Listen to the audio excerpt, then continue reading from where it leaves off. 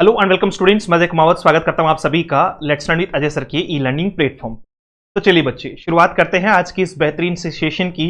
और आज का जो हमारा सेशन है वो डेडिकेटेड है मध्य प्रदेश शिक्षक वर्ग 1 पात्रता परीक्षा को लेकर। इस सेशन में हम बात करने वाले हैं रविंद्रनाथ टैगोर से रिलेटेड।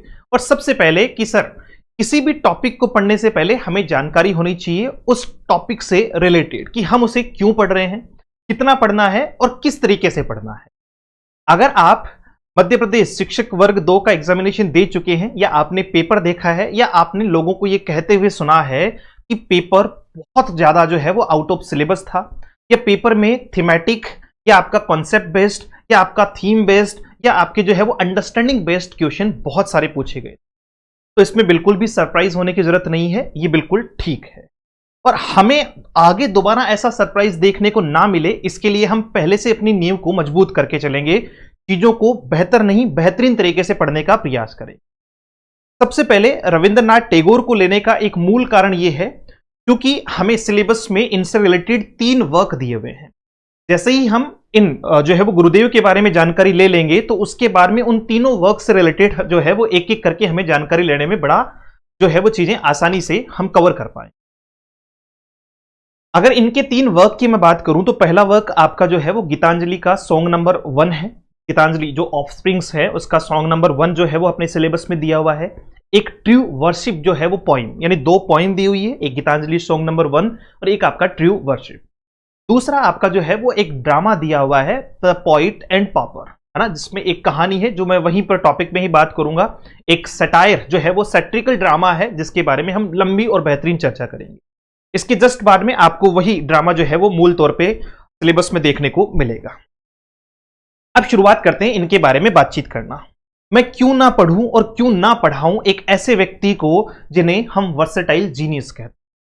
वर्सेटाइल जीनियस उस व्यक्ति को कहा गया है जिनकी बौद्धिक क्षमता इतनी ज्यादा है कि वो अपने आप में बहुमुखी प्रतिभा के धनी है, पोइट भी हैं भैया, रविंद्र संगीत जिसको हम कहते हैं, 2000 से ज्यादा कंपोजिशन है इनकी। नॉवेलिस्ट हैं, बेहतर से बेहतर जो है वो इन्होंने नॉवेल लिखे हैं।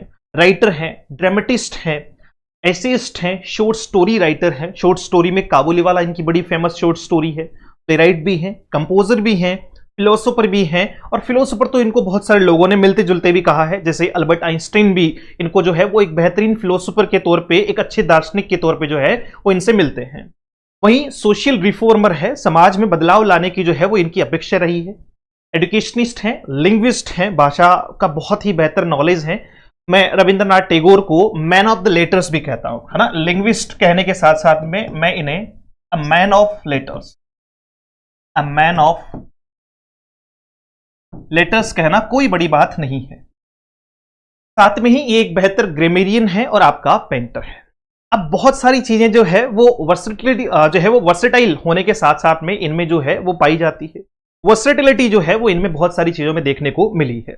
सबसे मेन क्वेश्चन जो यहां से बनता है वो बनेगा पेंटर को लेकर, जो लगभग मैं हर बार बताता हूं। ये कई बार आपको जो है वो क्वेश्चन कुछ इस तरीके से दिया हुआ आता है कि which of the given occupations is not related to, which of the given occupations is not related to Rabindranath Tagore. Painter भी वहां पर एक ऑप्शन आता है। तो स्टूडेंट को बहुत इजी वे में ये लगता है कि सर एक राइटर का पेंटिंग से क्या काम, है ना, और वो पेंटर को क्लिक करना ज्यादा पसंद करता है। लेकिन ऐसा नहीं है, इनकी एक खासियत है कि ये एक बेहतर पेंटर भी रहे हैं। अब बातचीत शुरू करते हैं रविंद्रनाथ टैगोर के बारे में। रविंद्रनाथ टैगोर जिन्हें आप कई किताबों में या कई जगह आपको रविंद्रनाथ टैगोर लिखते हुए भी देखा हो, ठीक है, कोई बड़ी बात नहीं है। ये सिर्फ बांग्ला और इंग्लिश का प्रोनाउंसिएशन जो है वो डिफरेंस है। इसके अलावा आपको जो है वो कई जगह इन्हें एक बहुत ही प्यारे शब्द से जो है वो पुकारते हुए देखा होगा, जिन्हें हम गुरुदेव कहते हैं, जिन्हें हम गुरुदेव कहते हैं। गुरुदेव बड़े ही प्यार से जो है वो रविंद्रनाथ टैगोर को कहा जाता है। ये जो नाम है वो किसने दिया था? महात्मा गांधी ने दिया। महात्मा गांधी ने इन्हें संबोधित किया था गुरुदेव के नाम। महात्मा गांधी ने इन्हें संबोधित किया था गुरुदेव के नाम से। अब हमारा लेवल क्या होगा? इस पूरे चैप्टर में हम इसे किस तरीके से पढ़ने वाले हैं, लास्ट तक बने रहना है। सबसे पहले हम इनके जो है वो लाइफ स्पान को देखेंगे, उसके बाद में इनका एजुकेशनल बैकग्राउंड है, फैमिली बैकग्राउंड है, फिर इनके वर्क्स हैं, सब पे लंबी चर्चा होगी और बेहतरीन चर्चा होगी। लगभग एग्जामिनेशंस में जहां रविंद्रनाथ टैगोर को पूछा जाता है, उनमें लगभग एक्सपेक्टेड क्वेश्चंस को हम लोग जो है वो लेकर चलेंगे कि वो कंसिडर एक ही सेशन में कर लिया जाए। किससे रिलेटेड? राइटर से रिलेटेड। तो फिलहाल इस सेशन में राइटर से रिलेटेड बातचीत होने वाली है। बातचीत को शुरू करें उससे पहले मैं आपको बता दूं कि आप जो है वो ये कंप्लीट, जैसे ही वीडियो कंप्लीट होगा ना, तो मन करेगा, डेफिनेटली मन करेगा कि सर अगर इतना बढ़िया और इतना डेप्थ चल रहे हैं तो डेफिनेटली हम जुड़ना चाहेंगे। तो बुक अपनी जो है वो 1 जून के बारे में लॉन्च हो रही है। 2 वॉल्यूम है इसमें, एक में थ्योरी है और साथ में प्रैक्टिस भी है, और आपका ग्रामेटिकल भी है, वोकेबलरी भी है। दूसरा वन स्टॉप सॉल्यूशन है। प्रैक्टिस जो है वो बुक के तौर पे ये आपकी जो है वो सिर्फ प्रैक्टिस के लिए, यानी अथाह मात्रा में आपको जो है वो कंटेंट एक ही जगह उपलब्ध हो जाएगा। कंटेंट का जो लेवल है वो आपको किसी न किसी तरीके से जो है वो एक डेमो भी दिखा दिया जाएगा। बाकी एक वीडियो में पहले भी इसके बारे में चर्चा कर चुका हूं। जो साथी ग्रेड 1 की तैयारी कर रहे हैं, अभी जिन्होंने शुरुआत नहीं की है, तो वो मध्य प्रदेश शिक्षक वर्ग 1 के बैच से जुड़ सकते हैं। 1999 रुपए आपकी जो है वो प्रीलिम्स की फीस है। फीस मैं आपको फिर बता दूं कि फीस की तरफ अगर आप जाओगे तो हो सकता है कि कई बार स्टूडेंट को लगता है कि सर ये थोड़ी सी ज्यादा है, लेकिन वही एक स्टूडेंट को मैं कहूं कि भैया अभी फीस 1100 है, फिर कहूं कि 500 रुपए की टेस्ट सीरीज लेनी पड़ेगी, फिर कहूं कि भैया प्रैक्टिस बेच अलग से आएगा, 1000 रुपए का प्रैक्टिस बेच लेना पड़ेगा, नोट्स आपको अलग से परचेज करने पड़ेंगे, तो वो नुकसान है स्टूडेंट। हम कंप्लीटली, जैसा कि सभी को पता है कि एक बैच स्टार्ट करने के बाद में वन टाइम उसकी फीस जो है वो रखते हैं और बाकी सारी चीजें उसी में एड ऑन करते चलते हैं। तो चाहे नोट्स हो, चाहे आपके टेस्ट सीरीज हो, या फिर आपके जो है वो प्रैक्टिस बैच हो, सब कुछ इसमें आपको फ्री ऑफ कॉस्ट मिल जाएगा। अगर आप प्रीलिम्स और मेंस दोनों का बैच लेंगे तो आपको यही बैच जो है वो 2999 रुपए में मिल जाएगा। और अकेले मेंस के लिए भी आप बैच जो है वो ज्वाइन कर सकते हैं। करना क्या है, या तो let's learn with Ajay sir के नाम से एप्लीकेशन डाउनलोड करना है, या फिर आपको इस दिए हुए नंबर पर जो है वो मैसेज कर देना है कि सर मुझे ग्रेड का बैच लेना है। मैं आपको फिर बता दूं कि जो डेप्थ आप यहां देख रहे हो, इसी डेप्थ लेवल पर सारे टॉपिक्स होंगे। ऐसा नहीं है कि सिर्फ डेमो का टॉपिक ही बेहतर डाला गया है, और किसी भी प्रकार के रिव्यू के लिए आप सेकंड ग्रेड के विद्यार्थियों से बातचीत कर सकते हैं। चलो भैया, ये प्रीलिम्स और मेंस का है और एक अकेला मेंस भी। शुरुआत करते हैं रविंद्रनाथ टैगोर से। रविंद्रनाथ टैगोर, जिनका जन्म 7 मई 1861 और मृत्यु 7 अगस्त 1941 को होती, बड़ी ही जो है वो कॉम्बिनेशन एक डेट का जो है वो मिलता है इनके जन्म और मृत्यु में। 7 मई 1861 को जन्म लेकर 7 मई 1861 को जन्म लेकर 7 अगस्त 1941 को इनकी मृत्यु है। इन्हें हम प्री इंडिपेंडेंस का जो है वो पॉइंट भी कहते हैं। प्री इंडिपेंडेंस कहने का मतलब क्या है कि सर ये स्वतंत्रता से पहले ही इनका जन्म हुआ है और उसके पहले ही इनकी क्या हो चुकी है, मृत्यु हो चुकी है। तो मैं एक तरीके से इनको प्री इंडिपेंडेंस का जो है वो पॉइंट कहूं, ठीक है, कि साहब पहले ही जन्म और पहले ही मृत्यु है। अब बात करते हैं कि सर इनका पीरियड कौन सा रहा है। यानी रविंद्रनाथ टैगोर, जैसा कि आप सभी को पता है कि ईस्ट पश्चिम बंगाल से जो है वो इनका नाता है, और बंगाली जो है वो रेनेसा पीरियड इनका जो है वो मूल तौर पे देखा जाता है। अधिकतर इनके जो वर्क्स हैं, अधिकतर जो रविंद्रनाथ टैगोर साहब ने जो वर्क्स लिखे हैं वो अधिकतर किस भाषा में लिखे गए हैं? पहले मूल तौर पे ओरिजिनल वर्जन उनका बंगाली है, और उसके बाद में यानी बांग्ला भाषा है, उसके बाद में उनको ट्रांसलेट किया, उनके बाद में उनको इंग्लिश में ट्रांसलेट किया गया है। इसलिए इन्हें मूल तौर पे अगर पूछा जाए कि रविंद्रनाथ टैगोर जो है वो किस पीरियड से है, तो बंगाली जो है वो रेनेसां पीरियड से। लिटरेरी मोमेंट अगर इनके बारे में बातचीत की जाए तो ये कॉन्टेक्चुअल मॉडर्निज्म की बात करते हुए दिखाई पड़ते हैं। यानी मतलब मैं अपने शब्दों में कहूं कि सब कॉन्टेक्स्ट पे बात करते हैं, मतलब ऐसा नहीं है कि फिक्शनल नहीं है बहुत ज्यादा, है ना, मॉडर्निज्म की बात करते हैं। पेन नेम इनका जो है वो मैक्सिमम एग्जाम से पूछा जाता है कि इन्हें, देखो 2 नाम मैंने आपको बताए हैं, एक पेन नेम और एक आपका निकनेम। निकनेम तो घर पे इनको राबी कहते थे। निकनेम तो ये है कि घर पे जैसे जो है वो इनको क्या कहा जाता था, राबी कहा जाता था। रविंद्रनाथ का रवि का जो है RABI वहीं से लिया गया है, रविंद्र का राबी लिया हुआ है। डन। अगर बात करूं कि इनका पेन नेम, तो भानुशिमा, या जो है वो इसको हिंदी में हम भानुसिंघा लिखते हैं। क्या लिखते हैं? भानुसिंघा। कई जगह आपको भानुसिंघा भी लिखा हुआ दिखाई देगा, भानुसिंघा। भानु सिंघा जो है वो इनका पेन नेम है, जिसे इंग्लिश में हम स्यूडोनियम कहते हैं। और ये इसके अंतर्गत इन्होंने जो सबसे पहला वर्क लिखा था 16 साल की उम्र में, वो इसी के अंतर्गत, यानी जैसे होता है ना कि कई बार राइटर अपना नाम नहीं देता है, तो ठीक वैसे ही इन्होंने अपना एक छद्म नाम दिया था, अपना एक झूठा नाम दिया था जो इनका वास्तविकता में नहीं था। और वो कौन सा था? भानु सिंघा, जिसे हम सनलाइन कहते हैं। इसका इंग्लिश में जो है वो अर्थ क्या होता है? सनलाइन जो है वो इसका अर्थ होता है। और इनका निकनेम रवि है, जो मैं आपको बता चुका हूं। तो ये पहला क्वेश्चन जो यहां से मूल तौर पे बनता है, इनकी पेन नेम से रिलेटेड जो है वो बार बार बनाया जाता है। चलें आगे। 7 मई 1861 को जन्म और आपका 7 अगस्त 1941 को इनकी मृत्यु हुई। अगर मैं रविंद्रनाथ टैगोर जी के जो है वो पारिवारिक जो है वो कॉन्टेक्स्ट में अगर बात करूं, तो ये अपने जो भी परिवार के सदस्य थे उनमें सबसे लेट इनकी मृत्यु हुई है। यानी बच्चे, या फिर मैं कहूं कि इनके जो है वो वाइफ है ना, इन सब के बारे में अगर बातचीत की जाए तो सबसे लेट जो है वो मृत्यु इन्हीं की होती है। यानी इन्होंने काफी जो है वो जीवन, यानी काफी उम्र जो है वो जी है। 80 साल की उम्र में जो है वो इनकी मृत्यु हुई। अब बातचीत करते हैं इनके बारे में थोड़ा ओवर डेप्थ, धीरे धीरे चलेंगे आराम से, एक एक चीज। जहां से मैं आपको एग्जैक्टली बताना शुरू करूंगा कि भैया ये एग्जाम ओरिएंटेड है, तो उसको तो छोड़ना ही नहीं है, 2 3 5 बार जो है वो उसको रिपीट कर लेना, लिख लेना, कुछ भी करना है। और जहां से बात कर रहे हैं इनके जनरल लाइफ के बारे में, तो वहां आपको नॉलेज होना चाहिए, पता होना चाहिए। फैमिली बैकग्राउंड जो रविंद्रनाथ टैगोर जी का है वो कुछ इस प्रकार से है कि इनका जन्म ठाकुरबाड़ी कोलकाता में इनका जन्म होता है, into an affluent and culturally prominent Bengali Brahmo family. इनके पिता जो है वो ब्रह्म समाज से जुड़े हुए हैं ना। ब्रह्म समाज की जो संस्थापक जो टीम है या संस्थापक जो सदस्य हैं, उनमें से इनके पिता भी हैं, जिनका नाम देवेंद्रनाथ टैगोर है, जिनका नाम देवेंद्रनाथ टैगोर है। तो पिता देवेंद्रनाथ टैगोर और इनकी माता जो है वो शारदा देवी है, जो एक हाउसवाइफ है, जिनकी बहुत कम उम्र में, यानी रविंद्रनाथ टैगोर जब मात्र 14 साल के थे तभी इनकी मृत्यु हो जाती है। और आगे का जीवन ये अपने पिता के छत्रछाया में ही जो है वो बढ़ाते हैं।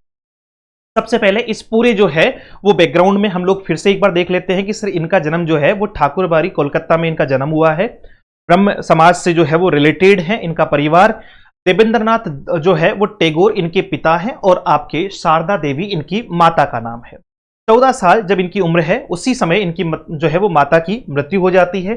और वहीं अगर बात करें देवेंद्रनाथ टैगोर की, तो वो एक फिलोसोफर है, एक दार्शनिक है और रिलीजियस व्यक्ति है, रिलीजियस रिफॉर्मर है, one of the founders of ब्रह्म समाज। जो ब्रह्म समाज के जो है वो one of the founder members में से एक है, जिन्होंने ब्रह्म समाज की स्थापना की, संस्थापक की बात कर रहे हैं। Which promoted monotheism and social reform with Hinduism. देखो ब्रह्म समाज जो है वो क्या है ना ब्रह्म समाज क्या है सर, थोड़ा थोड़ा जो है वो एक्स्ट्रा वोकेबलरी वगैरह पे भी ध्यान देना है। जैसे मोनोथीज्म क्या होता है, सबसे पहले तो आपको ये पता होना चाहिए कि थीज्म क्या होता है। आपका अगर यहां से बातचीत, एक होता है थीज्म, एक होता है मोनोथीज्म, है ना, एक होता है आपका जो है वो पॉलीथीज्म, एक होता है आपका पॉलीथीज्म। अब देखो मोनोथीज्म होता है एकेश्वरवाद। मोनोथीज्म क्या होता है? एकेश्वरवाद। थीज्म यानी थीस्ट जो होता है उसको हम लोग कहते हैं आस्तिक, जो भगवान में विश्वास करता है। एथिस्ट होता है नास्तिक, जो भगवान में विश्वास नहीं करता। और ब्रह्म समाज का जो है वो मेन टारगेट है कि एक भगवान में विश्वास करना। आपका जो है वो मोनोथीज्म पे उन्होंने जो है वो बातचीत की, है ना, एक भगवान में विश्वास करना। और पॉलीथीज्म होता है एक से ज्यादा भगवान में विश्वास करना। Then which promoted monotheism and social reform with Hinduism, within Hinduism, है ना, हिंदुइज्म के अंतर्गत, यानी जो है वो इन्होंने मोनोथिज्म को प्रमोट करने का मूल कार्य किया। यानी ब्रह्म समाज ये मूल तौर पे ये कार्य करता था। और इसी संस्थापक सदस्य में से एक इनके पिता देवेंद्रनाथ टैगोर थे। माता शारदा देवी जो एक हाउसवाइफ है, एक गृहिणी है, quite presence in the house hold, who passed away when Tagore was just 14, है ना, जब वो सिर्फ 14 साल के थे तभी इनकी मृत्यु हो जाती है। Living a lasting emotional impact. यहां तक बातचीत समझ में आ गई कि सर बहुत छोटी छोटी सी बातचीत है। पिता ब्रह्म समाज से रिलेटेड है, देवेंद्रनाथ टैगोर इनका नाम है। माता शारदा देवी है जो एक हाउसवाइफ है और जिनकी 14 साल की उम्र में, रविंद्रनाथ टैगोर की जब उम्र 14 साल है तभी इनकी मृत्यु हो जाती है। ये टोटल जो है वो रविंद्रनाथ टैगोर के 12 सिबलिंग्स हैं। 12 सिबलिंग्स होने का मतलब टोटल 13 भाई बहन हैं। टोटल कितने हैं जिन्होंने सर्वाइव किया, जो जीवित रहे, ठीक है। जो सर्वाइविंग चाइल्ड हैं, जो सर्वाइविंग चिल्ड्रन है वो कितने हैं? 13 हैं। और उनमें से ये यंगेस्ट है, मतलब सबसे छोटे हैं रविंद्रनाथ टैगोर, बाकी इनसे बड़े हैं। Tagore was the youngest of 13 surviving children. 13 जो चिल्ड्रन जिन्होंने सर्वाइव किया, जो जीवित रहे, उनमें से सबसे यंगेस्ट हैं रविंद्रनाथ टैगोर। 13 बहन भाइयों में से सबसे यंगेस्ट हैं रविंद्रनाथ टैगोर। और ऐसा नहीं है कि इनके परिवार में इससे पहले कोई जो है वो बेहतरीन व्यक्ति नहीं रहा, नहीं रहे हैं। जैसे अगर इनके भाई बहनों की बात की जाए, इनके सिबलिंग्स की बात की जाए, तो वो हाईली अकम्प्लिश्ड है लिटरेचर में, म्यूजिक में, आर्ट में, इन सब चीजों में। जैसे टैगोर के एक सबसे जो बड़े भाई हैं, ओल्डेस्ट ब्रदर हैं आपके द्विजेंद्रनाथ। द्विजेंद्रनाथ जो है वो एक फिलोसोफर और एक पोएट है ना। क्वेश्चन जो है वो यहां से बहुत कम बनते हैं, लेकिन अगर मैं बात करूं तो ये क्वेश्चन जो है वो थोड़ा कहीं ना कहीं इंपॉर्टेंस रखता है। और ये अगर बहुत अलग लेवल पर पूछा जाए, जैसे इंडियन जो है वो राइटर्स को अगर लिटरेचर में पूछ रहा है, तो ये क्वेश्चन बहुत बार पूछ ले जाता है कि पहले इंडियन जो है वो व्यक्ति कौन थे, who was the first Indian who appointed the elite and formally all European Indian civil service, जिसको बाद में जो है वो IAS के नाम पे जाना जाने लगा, इंडियन एडमिनिस्ट्रेटिव सर्विस के नाम पे जाने जाना लगा। यानी पहले सिविल सर्वेंट, फर्स्ट इंडियन जिनको अपॉइंट किया गया एलीट और formally all European Indian civil service के तौर पे, वो रविंद्रनाथ टैगोर के भाई सत्येंद्रनाथ जो है वो टैगोर थे। सत्येंद्रनाथ टैगोर जो है वो उस समय पे ऑल जो है वो यूरोपियन सिविल सर्विस में क्या रहे थे, IAS रहे थे, जो बाद में IAS के नाम से जाना जाने लगा। साथ में ही अगर मैं बात करूं तो इनके एक और भाई हैं ज्योतिंद्रनाथ, जो एक म्यूजिशियन है, कंपोजर हैं और प्ले राइट है। इनकी एक बहन है स्वर्ण कुमारी, जो एक नॉवेलिस्ट है। मूल तौर पे अगर इन चारों में से बहुत इंपॉर्टेंस अगर किसी की रखी जाती है तो वो किसकी रखी जाती है, वो सत्येंद्रनाथ की रखी जाती है, क्योंकि ये पहले आपका जो है वो the first Indian who was appointed to the elite and formally all European Indian civil services.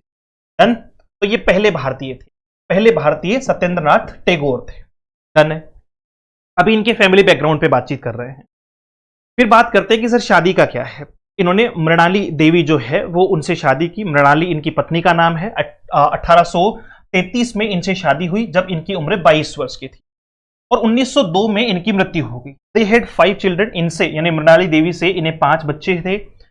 2 died young, जिनमें से 2 की मृत्यु जो है वो युवावस्था में हो गई। And he outlived most of his family which deeply influenced his later works। यानी वो अपने परिवार में सबसे लंबे समय तक जीवित रहने वाले व्यक्ति थे रविंद्रनाथ टैगोर। तो यहां पूरी बातचीत में हमने ये समझा कि साहब रविंद्रनाथ टैगोर अपने 13 भाई बहनों में से सबसे छोटे थे जिन्होंने सर्वाइव किया। मतलब 13 भाई बहन थे, उनमें से सबसे छोटे रविंद्रनाथ टैगोर हैं।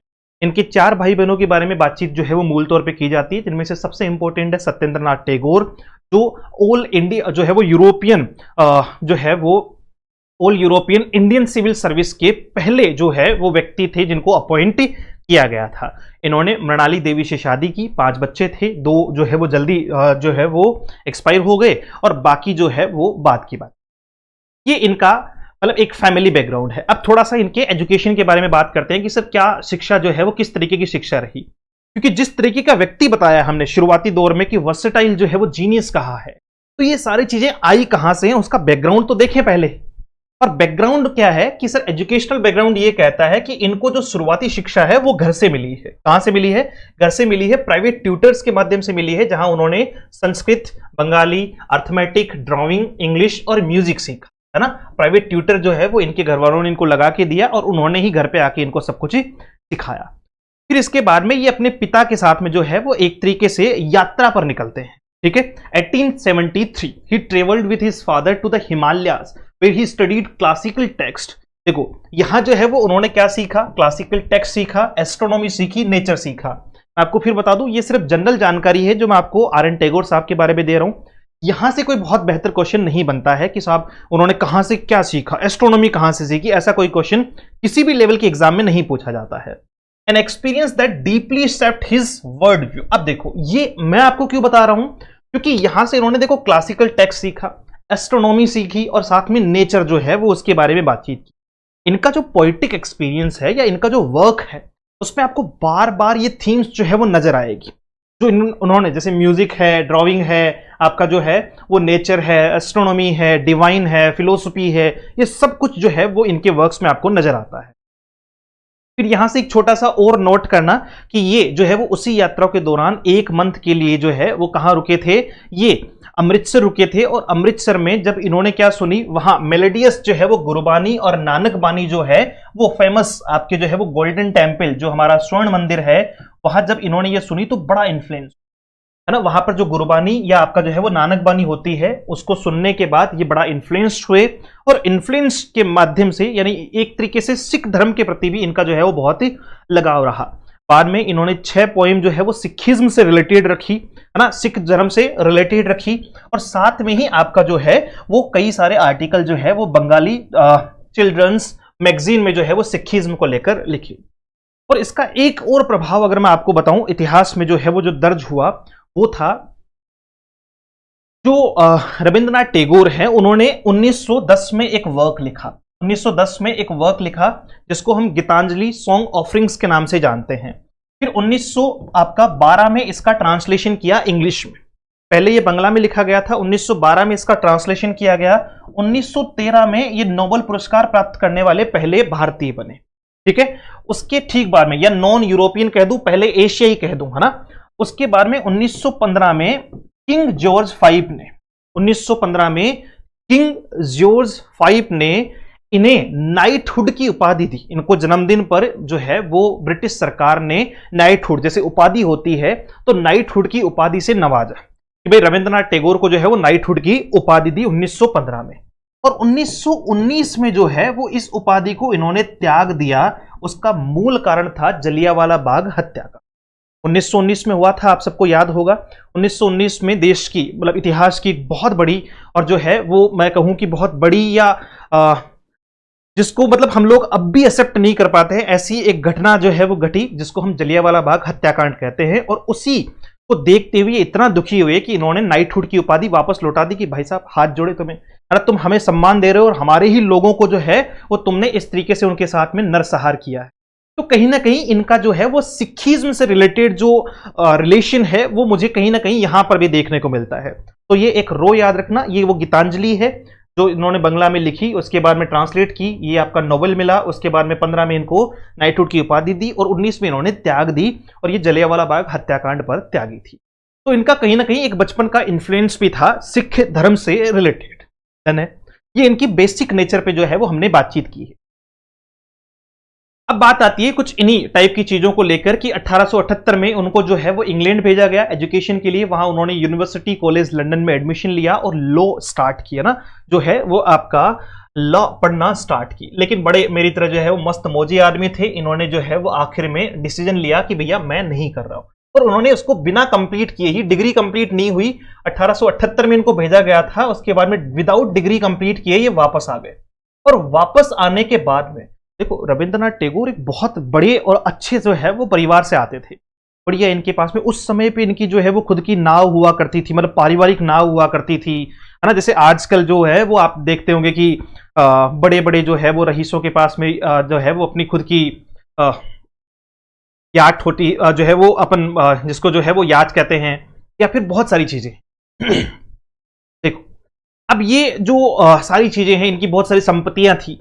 तो 1878 में वापस आने के बाद में, 1878 में वापस आने के बाद में इनको लगा कि नहीं, मैं अब ज्यादा नहीं कर पाऊंगा। तो इन्होंने अपनी संपत्तियों को संभालना शुरू कर दिया, यानी अपने जो है वो घर पे जो काम धंधे थे कि भैया अब अपन करेंगे पारिवारिक बिजनेस, ठीक है। पारिवारिक बिजनेस में ध्यान देना शुरू कर दिया और साथ साथ में लिखना भी शुरू कर दिया, साथ साथ में जो है वो लेखन को भी टाइम देने लगे। While in England he was exposed to western literature. जब ये इंग्लैंड में थे तो इन्होंने वेस्टर्न लिटरेचर को समझा, वहां के साहित्य को समझा, म्यूजिक को समझा और फिलोसफी को समझा। तो बाद में इन्होंने जो है वो इंडियन ट्रेडिशन में भी इसको जो है वो अपने काम में ब्लेंड कर दिया, यानी मिक्स कर दिया, ठीक है। वेस्टर्न लिटरेचर भी इनके जो है वो काम में जो है वो झलक दिखाई पड़ती है। इसके बारे में हम लंबी चर्चा करने वाले। Tagore was a life long advocate of alternative education. देखो बहुत बड़ी बात है और बहुत ही बेहतर बात है कि ये एक ऐसी शिक्षा के जो है वो समर्थन में थे जो वैकल्पिक हो। वैकल्पिक का मतलब कि बच्चे पर थोपी नहीं जाए, है ना, कि विद्यार्थी पर जो है वो शिक्षा थोपी नहीं जाए, उसके पास विकल्प हो कि वो किस तरीके से चीजों को सीखना चाहता है। तो इसी जो है वो नैरेटिव को देखते हुए इन्होंने 1921 में विश्व भारती यूनिवर्सिटी की स्थापना की। आपका विश्व भारती यूनिवर्सिटी जो शांति निकेतन में है, उसकी स्थापना 1921 में की। और ये आपको 100% याद होना चाहिए, ये क्वेश्चन पूछा जा सकता है या जाता है यूजुअली कि विश्व भारती यूनिवर्सिटी की स्थापना किसने की, तो रविंद्रनाथ टैगोर ने की। कब की? 1921 में की। मूल कारण क्या था कि सर ये जो है वो यूनिवर्सलिज्म को लेकर जो है कि सही सारा संसार जो है वो एक नजरिए से देखने को लेकर कि सबको वैकल्पिक जो है वो सुविधाएं हो, आप जो है वो आर्टिस्टिक फ्रीडम हो, ईस्ट वेस्ट जो है वो डायलॉग हो, यानी सब मतलब भाषाओं को सबका मिक्सअप जो है वो वहां बनाने के पर्पज से इन्होंने इस यूनिवर्सिटी की स्थापना की। 1921 में विश्व भारती यूनिवर्सिटी की स्थापना की गई। अब चलो फटाफट से अब बात करते हैं सबसे मूल और इंपॉर्टेंट जो है वो एस्पेक्ट जो हम लेकर चल रहे हैं, वो है इनके कंटेम्परेरी। कंटेम्परेरी कहा जाता है समकालीन, कंटेम्परेरी कहा जाता है समकालीन। आपका समकालीन मतलब 1861 से जन्म लेकर 1941 में जो मृत्यु है, 1861 से जन्म लेकर 1941 में जो मृत्यु है, तो इनके समकालीन यानी उसी जो है वो एरा में, उसी एज में जो है वो कुछ और बेहतरीन लोग हुए, उनके बारे में कुछ वर्णन हमें पता होना चाहिए। और इसका एक मूल कारण यह है कि बहुत अच्छी एग्जाम में सीधा क्वेश्चन दिया जाएगा, सीधा पूछा जाएगा, who said he was the great sentinel, who said he was the great sentinel for Rabindranath Tagore. ठीक है, ऑप्शन दे दिया आपको कि भैया किसने कहा कि वो एक जो है वो he was the great sentinel. Sentinel होता है आपका प्रहरी, है ना, जिसको अपना प्रहरी कहते हैं। तो ये किसने कहा? रविंद्रनाथ टैगोर के बारे में जो है वो ये लाइन या ये फ्रेज जो है या ये कोटेशन किसने कहा? ऐसे ही कुछ खास कोटेशंस मैं आपको बताऊंगा जो एग्जाम ओरिएंटेड है, 100% याद रखना। तो एक बहुत बड़ा प्रहरी या ग्रेट प्रहरी जो है वो महात्मा गांधी ने कहा। महात्मा गांधी जो इनके कंटेम्परेरी थे, सबको पता है 1869 में इनका जन्म और 1948 में महात्मा गांधी की मृत्यु होती है। यहां से रिलेटेड क्वेश्चन इसमें से नहीं पूछा जाएगा। इस पूरे जो है वो पॉइंट ऑफ व्यू में आपको इतनी बात याद रखनी है कि ये जो लाइन है वो किसने कही? महात्मा गांधी ने कही। किसके बारे में कही? यानी ये जो टिप्पणी है वो किसके ऊपर की गई थी? रविंद्रनाथ टैगोर के ऊपर की गई। He was the great sentinel was said by Mahatma Gandhi to Rabindranath Tagore. और ये इन्होंने क्यों कहा? Gandhi use this phrase to describe Tagore's role in India's moral and cultural awakening। Rabindranath Tagore के जो वर्क्स थे, जो कार्य थे, जिससे वो कोशिश कर रहे थे या वो जो अपना उनका रोल था भारत की जो मॉरल और कल्चरल जो है वो वैल्यूज को जगाने में, उसके लिए महात्मा गांधी ने इन्हें जो है वो क्या कहा कि Rabindranath Tagore was the great sentinel, वो एक महान प्रहरी थे। वो एक महान प्रहरी थे जिन्होंने मतलब एक तरीके से जो है वो रक्षा की, सुरक्षा की, किसकी? हमारे कल्चर की, हमारी जो है वो मोरालिटी की। डन है? तो ये एग्जिटीज जो है वो आपको पता होना चाहिए कि हु सेड इट और आपका हुम, ये दो बातें, हु टू हुम। तो हुम तो यहां सेम रह जाएगा अपना आर एन टैगोर, है ना, आर एन टैगोर जो है वो सेम रह जाएंगे। और आपके ये हु जो है वो आपको पता होना चाहिए बार बार। चलो भैया, सुभाष चंद्र बोस, नेताजी सुभाष चंद्र बोस, जिनके बारे में पूरा भारत जो है वो बड़े अदब से इनको जानता है, अगर उनकी बात करें तो वो भी इनके कंटेम्परेरी थे क्योंकि इनका जन्म 1897 में और मृत्यु 1945 में हुई। इन्होंने जो है वो एक टिप्पणी की, comment on Tagore, Tagore songs are the spiritual food of the Bengali soul. भाई गजब लिखा इन्होंने, है ना। टैगोर के जो सॉन्ग है इन्होंने कहा कि टैगोर के जो गाने हैं, रविंद्रनाथ टैगोर के जो गाने हैं वो क्या है? स्पिरिचुअल फूड है आपके, जो है वो स्पिरिचुअल फूड है, यानी खाना है आपका किसके लिए? बंगाली आत्मा के लिए। बंगाली आत्मा के लिए स्पिरिचुअल फूड की तरह जो है वो काम कर रहा है। जैसे किसी भी आत्मा को खाना चाहिए, मतलब किसी भी व्यक्ति को खाना चाहिए, तो ठीक वैसे ही इनके जो सॉन्ग है वो बंगाली जो है वो शॉल के लिए कैसा है? एक स्पिरिचुअल फूड के तौर पे जो है वो काम कर रहा है। और it was said bye Subhash Chandra Bose. SC Bose जो है वो कहते हैं किसके बारे में? रविंद्रनाथ टैगोर के बारे में। रविंद्रनाथ टैगोर के बारे में, क्योंकि वो बहुत ज्यादा इन्फ्लुएंस थे, उन्होंने एडमायर किया था, Bose deeply admire Tagore's patriotic songs, जो देशभक्ति के सॉन्ग्स टैगोर ने लिखे, उनको बहुत इन्होंने जो है वो एडमायर किया and shot his blessings during की पॉलिटिकल इवेंट्स। उस टाइम पे ये जब भी मिलते थे, या मैं कहूं कि इनसे बहुत ही ज्यादा इन्फ्लुएंस थे सुभाष चंद्र बोस। और उन्होंने कहा कि देखो, पहली बात तो बोस भी कहां से थे? आपके वहीं जो है वो पूर्व से थे, है ना, आपके जो है वो बंगाल से हैं। और दूसरी बात इन्होंने जो है वो क्या कहा कि ये बंगाली आत्मा के लिए इनके जो सॉन्ग है वो स्पिरिचुअल फूड है, स्पिरिचुअल फूड है भैया, ये जो है वो आपका क्या है, स्पिरिचुअल फूड है, सेड बाय सुभाष चंद्र बोस। फिर William Butler Yeats, William Butler Yeats की अगर आप बात करो तो ये तो अलग ही लेवल का बंदा है ना। विलियम बटलर यीट्स जैसा कि बहुत सारे लोग जानते भी हैं, और नहीं जानते तो मैं बता दूं आप लोगों को कि विलियम बटलर यीट्स ही वो व्यक्ति हैं जिन्होंने, जब रविंद्रनाथ टैगोर ने 1912 में ट्रांसलेशन किया था गीतांजलि का, ट्रांसलेशन किया था गीतांजलि का, तो उसकी प्रस्तावना जो है, प्रीफेस जो है, वो इंट्रोडक्शन जो है वो किसने लिखी थी, वो विलियम बटलर यीट्स ने लिखी थी। और जो वेस्ट की ऑडियंस है, ईस्ट मतलब जो है वो भारत के बाहर की जो ऑडियंस है, ब्रिटिश जो ऑडियंस है या वेस्ट की जो ऑडियंस है, उसको मूल तौर पे रविंद्रनाथ टैगोर को जो इंट्रोड्यूस करवाने वाले थे वो भी कौन थे, विलियम बटलर यीट्स। और एक नाम और आता है इजरा पाउंड, है ना, लेकिन विलियम बटलर यीट्स का नाम जो है वो बहुत ही महत्वपूर्ण तरीके से लिया जाता है। ये भाई बड़ा ही पहुंचा हुआ बंदा है, बहुत बेहतरीन लिखा है इन्होंने, और क्या ही लिखा है। इनकी एक poem a prayer for my daughter, जिसमें ये एक्सपेक्ट करते हैं अपनी जो अभी जो नवजात बच्ची है, जो अभी अभी जिसने जन्म लिया है, कि वो भविष्य में कैसी हो। और साथ साथ में ये सरकाज्म के तौर पे अपनी पूर्व प्रेमिका मॉड गॉन को लेकर भी चर्चा करते हैं कि भैया कैसी भी हो उसके जैसी तो बिल्कुल ना हो। ऐसे बहुत ही शानदार पोएम है, सेकंड ग्रेड में यानी मध्य प्रदेश शिक्षक वर्ग 2 की चयन परीक्षा में इसको जो है वो दिया गया था। तो चलो, इन्होंने क्या टिप्पणी की कि ये जो लिरिक्स हैं, इनके जो शब्द हैं, इनके जो सॉन्ग हैं, इनके जो शब्द हैं, किनके, रविंद्रनाथ टैगोर के, have stirred my blood as nothing has 4 years। उन्होंने मेरे खून को इतना झकझोर दिया है, उबाल दिया है, या मेरे खून में इतना जो है वो एक तरीके से करंट दौड़ा दिया है जितना मैंने पहले कभी महसूस ही नहीं किया था। मेरे खून में इतना उबाल ला दिया इनके शब्दों ने। रविंद्रनाथ टैगोर जो है वो जो लिखते हैं, क्या लिखते हैं, said by William Butler Yeats. These lyrics have stirred my blood as nothing has for years. Said by William Butler Yeats to या for रविंद्रनाथ टैगोर। इन्होंने जो है वो प्रीफेस लिखी थी इंग्लिश गीतांजलि 1912 में जो प्रकाशित हुई, और यीट्स ने ही जो है वो इनको वेस्टर्न ऑडियंस के सामने जो है वो इंट्रोड्यूस करने में हेल्प की। William Butler Yeats. Romain Rolland भी याद रखना भैया, बहुत ही शानदार व्यक्ति है। रोमन जो है वो आपका रोमन रोलैंड की अगर बात करें, इनसे रिलेटेड ये नहीं पूछेगा कि मतलब रविंद्रनाथ टैगोर से रिलेटेड जब हम पढ़ रहे हैं तो इसमें से इसको याद करने की जरूरत नहीं है। ये तो बेसिक है कि एक जो है वो बेहतरीन तरीके से मैं आपको दे रहा हूं ताकि आपको पता होना चाहिए।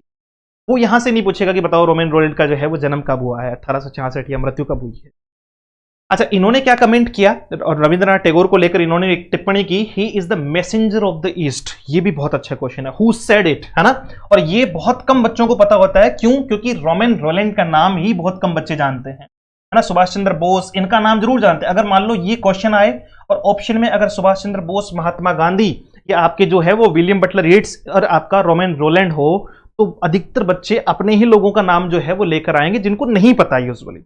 तो ही is the messenger of east. East किसको कह रहे हैं, भारत को, कि भारत की तरफ से जो यूरोप की तरफ, है ना, वेस्ट की तरफ जो लोग आ रहे हैं, तो रविंद्रनाथ टैगोर जो है वो क्या है, उनके मैसेंजर हैं, उनके क्या है, मैसेंजर हैं, संदेशवाहक हैं।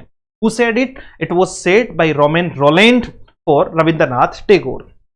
याद रखना, he has poured the soul of India into the heart of Europe। आगे इन्होंने क्या कहा, he has poured the soul of India into the heart of Europe, कि ये एक ऐसे मैसेंजर हैं, एक ऐसे संदेशवाहक हैं जिन्होंने भारत की आत्मा को, soul of India into the heart of Europe, भारत की आत्मा को यूरोप के दिल में रख दिया। भारत की आत्मा को, यानी इनकी लेखन क्षमता इतनी बेहतर है, इतना बेहतरीन लिखते हैं कि इनकी जो कृतियां हैं, इनकी जो वर्क्स हैं, उनसे यूरोप के जो लोग हैं वो बहुत इंप्रेसिव है, वो उनके दिलों में बस चुके। दैट्स द कॉन्टेक्स्ट एक्चुअली जो मैं आपको बताना चाह रहा हूं। तो who said it, he is the messenger of the east, he has poured the soul of India into the heart of Europe. तो कौन कहते हैं, रोमन रोलैंड कहते हैं। किसके बारे में, रविंद्रनाथ टैगोर। भैया ये 6 पॉइंट्स मैं बता रहा हूं, ये एग्जैक्ट याद रखना। अच्छी लेवल के एग्जाम में सीधा सीधा आपको जो है वो लाइन लिखी हुई मिलेगी और पूछेगा किसने कहा इनके बारे में, टिप्पणी किसने की। क्रिटिसिज्म को पूछा जा सकता है या फिर कमेंट जो है, यानी आपका जो है वो इनके बारे में बातचीत की जा सकती है। फ्रेंच नोवेलिस्ट हैं रोमन रोलैंड जो है वो कौन है, फ्रेंच नोवेलिस्ट हैं और नोबेल पुरस्कार विजेता भी हैं। नोबेल जो है वो लिटरेट भी हैं। Who was Tagore's close friend, और ये क्लोज फ्रेंड थे, परम मित्र थे किसके, रविंद्रनाथ टैगोर के। तो बहुत सारी बातें रोमेन रोलैंड के बारे में आपको पता होना चाहिए कि एक फ्रेंच नॉवेलिस्ट हैं, दूसरे ये नोबेल पुरस्कार विजेता हैं, और तीसरे ये टैगोर के एक क्लोज फ्रेंड है, जिन्होंने टैगोर के बारे में कहा कि वो ईस्ट के मैसेंजर हैं, ईस्ट के संदेशवाहक हैं, जिन्होंने भारत की आत्मा को यूरोप के दिल में रख दिया। इसके बाद में चलते हैं कुछ और बेहतर लोगों के साथ में, जो एक है अल्बर्ट आइंस्टीन। अल्बर्ट आइंस्टीन सबने जाना है, रिलेटिविटी ऑफ थ्योरी जो है, थ्योरी ऑफ रिलेटिविटी जो है वो इन्होंने दिया, है ना, सापेक्षता का सिद्धांत इन्होंने दिया। इसके अलावा जो है वो परमाणु बम इनका जो है वो दिया हुआ है, ये सारी बातचीत इन्होंने जो है वो अल्बर्ट आइंस्टीन को लेकर कमेंट किया, I have made the acquaintance of one of the most brilliant representative of the wisdom of east. कि पूर्व से जितने भी लोगों से मैं अभी तक मिला हूं, है ना, पूर्व यानी जो है वो एशिया के जितने भी लोगों से मैं अभी तक मिला हूं, उन लोगों में से अगर मैं बात करूं तो ये वो उन सब में से महत्वपूर्ण व्यक्ति है, one of the most brilliant representatives of the wisdom, बुद्धि के मोस्ट रिप्रेजेंटेटिव, मोस्ट जो है वो आपका ब्रिलियंट व्यक्ति है जिनसे मैं प्रभावित हूं। They met several times and had philosophical discussions। मैंने कहा था फिलोसफी को लेकर ये भी चर्चा करते हैं अल्बर्ट आइंस्टीन के साथ में, तो ये बहुत बार मिले और इन्होंने फिलोसफिकल डिस्कशन किया, particularly about the nature of reality. ठीक है, उसके अलावा जो है वो श्री अरबिंदो जो 1872 और 1950, यानी 1872 में इनका जन्म है, 1950 में इनकी मृत्यु है। उन्होंने टैगोर को लेकर एक कमेंट किया, एक टिप्पणी लिखी, और वो थी the supreme artist, not only the greatest of modern Indian poets but one of the greatest of all times। मतलब इन्होंने सर जो है वो श्री अरबिंदो ने जो है वो रविंद्रनाथ टैगोर के बारे में कहा कि ये एक सुप्रीम आर्टिस्ट हैं, ना केवल ये भारत के मॉडर्न इंडिया के जो है वो पोइट्स में से बेहतर हैं, बल्कि ये विश्व के या सभी जो है वो बेहतरीन जो है वो पोइट्स में से एक महानतम जो है वो राइटर हैं या महानतम पोइट। ये सारी बातचीत जो है वो किसने कही? श्री अरबिंदो ने कही। 6 नाम मैंने आपको बताए, 6 के 6 याद रखना। महात्मा गांधी ने क्या कहा, आपके विलियम बटलर रीड्स ने क्या कहा, सुभाष चंद्र बोस ने क्या कहा, आपका जो है वो रोमेन रोलैंड ने क्या कहा, श्री अरबिंदो ने क्या कहा, या अल्बर्ट आइंस्टीन ने किस प्रकार की टिप्पणी की। This is the most important point. फिर मत कहना सर पूछ लिया था, ठीक है। ये तब है जब डेप्थ खेलते हैं हम लोग। अब की थीम्स क्या है, मतलब किन मेन जो है वो एस्पेक्ट्स को लेकर रविंद्रनाथ टैगोर लिखते हैं। मेन एस्पेक्ट्स क्या है रविंद्रनाथ टैगोर के लिखने? देखो, आपको लगभग इनके जितने भी वर्क है ना, उनमें कॉमनली ज्यादातर यही बातें दिखाई पड़ेगी। जैसे ह्यूमनिज्म की बात की है, मानवता की बात करते हुए दिखाई पड़ते हैं। मैं अपने शब्दों में इसको समझाता चलता हूं। या यूनिवर्सलिज्म की बात की है। यूनिवर्सलिज्म का मतलब क्या हुआ कि संसार जो है वो मेरा परिवार है। यूनिवर्स को मतलब पूरे संसार को जो है, पूरे यूनिवर्स को एक जगह लेकर चलना है। तो इनकी जो है वो वर्क्स में, इनके काम में आपको ह्यूमनिज्म, मानवतावाद या फिर आपका यूनिवर्सलिज्म दिखाई पड़ेगा। Tagore emphasize the unity of all humanity कि व्यक्ति को, इन्होंने मूल तौर पे अपने काम में, अपने वर्क्स में जो है वो बार बार इस बात की चर्चा की कि व्यक्ति जो है वो बॉर्डर से, सीमाओं से, जाति से, धर्म से, रिलीजियन से, कास्ट से, इन सब से ऊपर उठ के एक चीज पे विश्वास करे, और वो है मानवता, और वो है आपका जो है वो यूनिवर्सलिज्म। समझ पा रहे हो कि मानवता जो है वो सबसे सर्वश्रेष्ठ है ना। ह्यूमनिज्म सबसे सर्वश्रेष्ठ है। व्यक्ति को जो है वो इनके आधार पे अपने आप को बांटना नहीं चाहिए। ये इनके मूल तौर पे कार्यों में दिखाई पड़ रहा है। नेचर ऑफ और स्पिरिचुअलिटी की अगर बात करें तो भैया आपने जो है वो हम लोग पढ़ेंगे, गीतांजलि का सॉन्ग ऑफरिंग्स पे पढ़ेंगे हम लोग, और वहां आपको ये बात ज्यादा बेहतर समझ में आएगी। Nature appears as a living presence that connects the soul to the divine, है ना। आत्मा को जो है वो आपका, आत्मा को भक्ति से कनेक्ट करने के लिए, आत्मा को भक्ति से कनेक्ट करने का नेचर जो है या स्पिरिचुअलिटी जो है वो एक बड़ा माध्यम है। भाई आपको स्पिरिचुअल होना पड़ेगा। आपको क्या होना पड़ेगा? स्पिरिचुअल होना पड़ेगा। आपको जो है वो थोड़ा धार्मिक प्रवृत्ति का जो है वो व्यक्ति होना पड़ेगा। नेचर इसके लिए बड़ा एक जो है वो सही संसाधन। फ्रीडम की इन्होंने बात की, सेल्फ रियलाइजेशन की इन्होंने बात की कि भैया स्वतंत्रता जो है वो होनी चाहिए, या सेल्फ रियलाइजेशन होनी चाहिए, खुद की गलतियों का एहसास होना चाहिए। कि campaigned personal, spiritual and intellectual freedom as essential to human dignity। कि भैया अगर मानव है, इंसान है, तो उसके पास में 2 बातें जरूर होनी चाहिए, वो स्वतंत्र भी हो और उसको सेल्फ रियलाइजेशन भी हो। दोनों की ही चीजों को वो फॉलो करता हुआ चले। Love, divine and human. Love प्रेम है, डिवाइन भक्ति है, और ह्यूमन मानव है। तो ये गुण जो है वो व्यक्ति के अंदर होना चाहिए। Love in his work blend sensual longing of with spiritual devotion, है ना। मतलब मूल तौर पे इनके जो है वो काम में आपको प्रेम, भक्ति, मानवता, universalism, freedom, self realization, nature, spirituality, है ना, ये सारी चीजें जो है वो कॉमनली दिखाई पड़ती है। थीम्स कहने का मतलब है कि लगभग किन चीजों पे बात की है, लगभग किन चीजों पे जो है वो रविंद्रनाथ टैगोर ने बात की। इनके सारे वर्क्स को मैं कंक्लूड करके बता रहा हूं। नेशनलिज्म को लेकर इन्होंने बात की है और क्रिटिक किया है, यानी क्रिटिसिज्म की बात हुई है पेट्रियटिज्म को लेकर, देशभक्ति को लेकर। इन्होंने अंधी देशभक्ति को जो है वो नकारा है। अंधी देशभक्ति कहने का मतलब है कि आप अपने आप को देशभक्त तो कह रहे हो, लेकिन उसके लिए पूरी तरीके से अंधे हो जाओ, आपको कोई चीजों का आभास ही ना हो, सही गलत का जो है वो पता ही ना हो, ऐसी देशभक्ति भी नहीं होनी चाहिए। नेशनलिज्म पे इन्होंने बात की है, राष्ट्रवाद पे इन्होंने बात की है। Tagore warned against blind nationalism, कि राष्ट्रवाद होना चाहिए लेकिन अंधा राष्ट्रवाद नहीं होना चाहिए, अंधी देशभक्ति नहीं होनी चाहिए।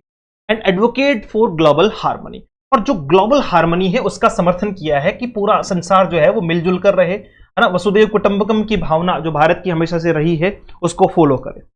एजुकेशन पे इन्होंने जो है वो बात की है कि शिक्षा मिलनी चाहिए, और चाइल्ड्स माइंड पे बात की है कि बच्चों को कैसी शिक्षा मिलनी चाहिए। बहुत सारे वर्क इनके जो है वो किससे रिलेटेड है, बच्चों से रिलेटेड भी है। ही believed education should nurture creativity and can be and be in tune with nature. देखो क्या कह रहे हैं कि उनका मानना था कि एजुकेशन जो है वो क्रिएटिविटी से को नर्चर करके जो है वो दी जा सकती है। कहने का मतलब क्या है कि एजुकेशन को क्रिएटिव बनाया जा सकता है, बच्चे को और बेहतर देने के लिए उसको क्रिएटिव तरीके से जो है वो बताया जा सकता है।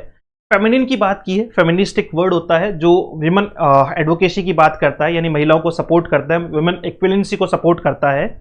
उसके लिए कहा है कि फेमिनिज्म जो फेमिनिन कॉन्शियसनेस है और सोशल रिफॉर्म है, समाज में सुधार भी होना चाहिए, इसीलिए इन्हें सोशल रिफॉर्मर कहा गया है। और साथ में फेमिनिस्ट जो है वो इन्हें मतलब फेमिनिन कॉन्शियसनेस कहने का मतलब क्या है कि जो महिलाएं हैं उनके प्रति आपको कॉन्शियस होना पड़ेगा, उनके अधिकारों के प्रति आपको जागरूक होना पड़ेगा, और समाज में सुधार की भी जो है वो वास्तविक जरूरत है। ये इनके काम में आपको मूल तौर पे दिखाई पड़ेगा। Stories give voice to women's inner lives and question patriarchal norms. जो पैट्रियर्कल नॉर्म्स है मतलब पैतृक, जो जिसको अपन कहते हैं कि भैया पुरुष ही आगे बढ़ेंगे या पुरुष ही घर संभालेंगे, है ना, इन चीजों को उन्होंने हमेशा अपने वर्क्स में जो है वो चैलेंज करते हुए वो दिखाई पड़ते हैं। और लास्ट में एक बात उन्होंने और बहुत प्यारे तरीके से कही है कि डेथ, मृत्यु को जो है वो स्वीकार करने के लिए कहा है कि मृत्यु को मृत्यु मत मानो, इसे मोक्ष का साधन मानो। मृत्यु को मृत्यु मत मानो, इसे मोक्ष का साधन मानो। ये कौन कह रहे हैं? रविंद्रनाथ टैगोर कह रहे हैं। तो ये सारे बातचीत, ये सारी थीम्स जो है वो उनके जितने भी काम है उनको कंक्लूड करके मैंने आपको बताई है कि भैया इस प्रकार की बातचीत जो है, थीम बेस्ड क्वेश्चन बहुत ज्यादा पूछेगा, ध्यान रखना। वो कौन करते हुए दिखाई पड़ते हैं? रविंद्रनाथ टैगोर दिखाई पड़ते हैं। इसके ठीक अब आगे बढ़ जाते हैं इनके कुछ वर्क्स को लेकर, इनकी जो है वो चीजों को लेकर अब थोड़ा सा स्पीड से चीजों को जो है वो कैरी करते हैं। अगर हम बात करें फर्स्ट पब्लिश्ड वर्क कि पहला वर्क जो पब्लिश हुआ एट द एज ऑफ 16, मैंने बताया था 16 साल की उम्र में इन्होंने पहला जो है वो आपका पोइम्स का जो है वो एक कलेक्शन रिलीज किया, जिसका नाम जब इन्होंने दिया, एक शिडनियम यानी छद्म नाम इन्होंने दिया, जो सबसे पहला हमने पढ़ा था भानुसीमा या भानुशिंगा, सनलाइन जिसको अपन ने कहा था। और पहली बुक ऑफ पोइम्स जो है वो इनकी थी कवि कहिनी, कवि काहिनी, है ना। कहिनी मतलब ये वास्तविकता में एक बंगला नाम है, बंगला भाषा में जो है वो लिया हुआ है। इसका इंग्लिश वर्जन जो है उसका नाम है the story of poet, the story of poet. तो अब देखो फटाफट से यहां से क्या चीज याद रखनी है सर हमें? एट द एज ऑफ 16 पहला इन्होंने जो है वो पहला पोइम्स जो कलेक्शन है वो जब दिया तो वो कौन सा था? वो था जब इनका एक शिडनियम भानुसिंगा के नाम पे इन्होंने 16 साल की उम्र में दिया। उसके बाद में पहली जो फर्स्ट बुक ऑफ पोइम्स है वो कौन सी थी? द स्टोरी ऑफ पोएट थी, जो इनकी पब्लिश हुई 1878 में। 1878 में, और 1878 याद आता है आपको? ये वहां से इंग्लैंड से जो है वो लॉ बीच में छोड़कर लौट आए थे। फिर एक आप इनके बारे में सुनोगे साधना पीरियड, बहुत स्पेसिफिक क्वेश्चन है, मैं फिर बता रहा हूं, बहुत इंपॉर्टेंट है। कई बार सीधा क्वेश्चन पूछ लिया जाता है, what is the time span of Sadhana period completed by Rabindranath Tagore, है ना, कि रविंद्रनाथ टैगोर ने जो साधना पीरियड जो है वो कंप्लीट किया है उसका टाइम स्पान क्या है, वो किस टाइम से किस टाइम के बीच का है। तो ये याद रखना, ये 5 साल का साधना पीरियड कहा जाता है। 1891 में शुरू होकर 1895 में पूरा हुआ, और इसके अंतर्गत इन्होंने बहुत सारे वर्क्स जो है वो कंप्लीट किए, जिनमें named after the magazine Sadhana edited by Tagore. ये साधना पीरियड जो है वो क्यों कहा गया? क्योंकि रविंद्रनाथ टैगोर ने एक मैगजीन जिसका नाम साधना है उसको क्या किया था, एडिट किया था। और उस एडिशन जो है वो एडिट करने के बाद में जो है वो इस पीरियड का नाम साधना पीरियड रखा। A creative phase when he lived in east Bengal, इनका एक क्रिएटिव फेज है जब ये ईस्ट बंगाल में रहते थे, जो अभी वर्तमान में बांग्लादेश हो चुका है 1971 के बाद में ना, वो सब जानते हैं। मैनेजिंग फैमिली एस्टेट्स, मैंने कहा था 1878 में वहां से आने के बाद में उन्होंने क्या शुरू कर दिया, अपने परिवार की संपत्तियां, घरेलू बिजनेस जो है वो शुरू कर दिया, साइड में लिखने का काम शुरू कर दिया। फिर उन्होंने जो है वो साधना मैगजीन जो है उसको एडिट किया, उसके बाद में उनका वो पीरियड जो है वो साधना पीरियड कहलाया। 1891 से 1895 साधना पीरियड कहा जाता है। ईस्ट बंगाल जो अभी वर्तमान में बांग्लादेश में है, वहां ये उस समय रहा करते थे। रोट मैनी शॉर्ट स्टोरीज, बहुत सारी उन्होंने जो है वो इसमें शॉर्ट स्टोरीज लिखी। एक्सप्लोरिंग रूरल लाइफ, उन्होंने जो है वो आपका ग्रामीण जो परिवेश है, ग्रामीण जो जीवन है उसको एक्सप्लोर किया। विमेन्स इनर वर्ल्ड्स है ना, महिलाओं के आंतरिक जो है वो विचारों के बारे में बातचीत की। एंड सोशल इश्यूज, और सोशल रिफॉर्मेशन के तौर पे जो है वो सामाजिक मुद्दों पे चर्चा की। This period produced masterpiece like postmaster, इनका जो है वो एक वर्क है पोस्टमास्टर, डाकघर जो है आपका पोस्टमास्टर है, सॉरी। इसके अलावा आपका जो है वो काबुली वाला, इनकी एक शॉर्ट स्टोरी है जिसमें रहमत और आपका मिनी नाम से दो कैरेक्टर है, आपने पढ़ी होगी, बहुत जो है वो बेहतरीन एक स्टोरी है, शॉर्ट स्टोरी है, जिसमें एक बच्ची होती है और वो एक अफगान से आए हुए जो है वो फ्रूट सेलर से बातचीत करती हुई दिखाई पड़ती है। और इसके अलावा एक है आपका चौखेर वाली, जिसके बारे में मैं चर्चा करूंगा सबके बारे में। Deepened his philosophical and spiritual insight during this time, और इसी टाइम के दौरान उनके अंदर जो है वो कुछ दार्शनिक और जो है वो स्पिरिचुअल कैपेसिटी जो है वो और ज्यादा डेवलप हुई। तो यहां से क्वेश्चंस क्या क्या हैं सर वो बता दो फटाफट से। साधना पीरियड पूछा जा सकता है, 1891 से 1895 में है। पहला वर्क इनका जो फर्स्ट बुक ऑफ पोएम्स है वो आपका द स्टोरी ऑफ पोएट के नाम से 1878 में इसको जो है वो पब्लिश किया गया है। और पहला वर्क ऐसे पूछेगा कि पहला वर्क जब दिया तो वो किस नाम के अंतर्गत दिया, तो वो नाम आपका जो है वो भानु सिंह, क्या था, भानु सिंह। कुछ और खास बातें, रविंद्र संगीत जिसके बारे में मैं पहले ही चर्चा कर चुका हूं कि इनको बेहतरीन जो है वो कंपोजर कहूं तो कोई बड़ी बात नहीं है।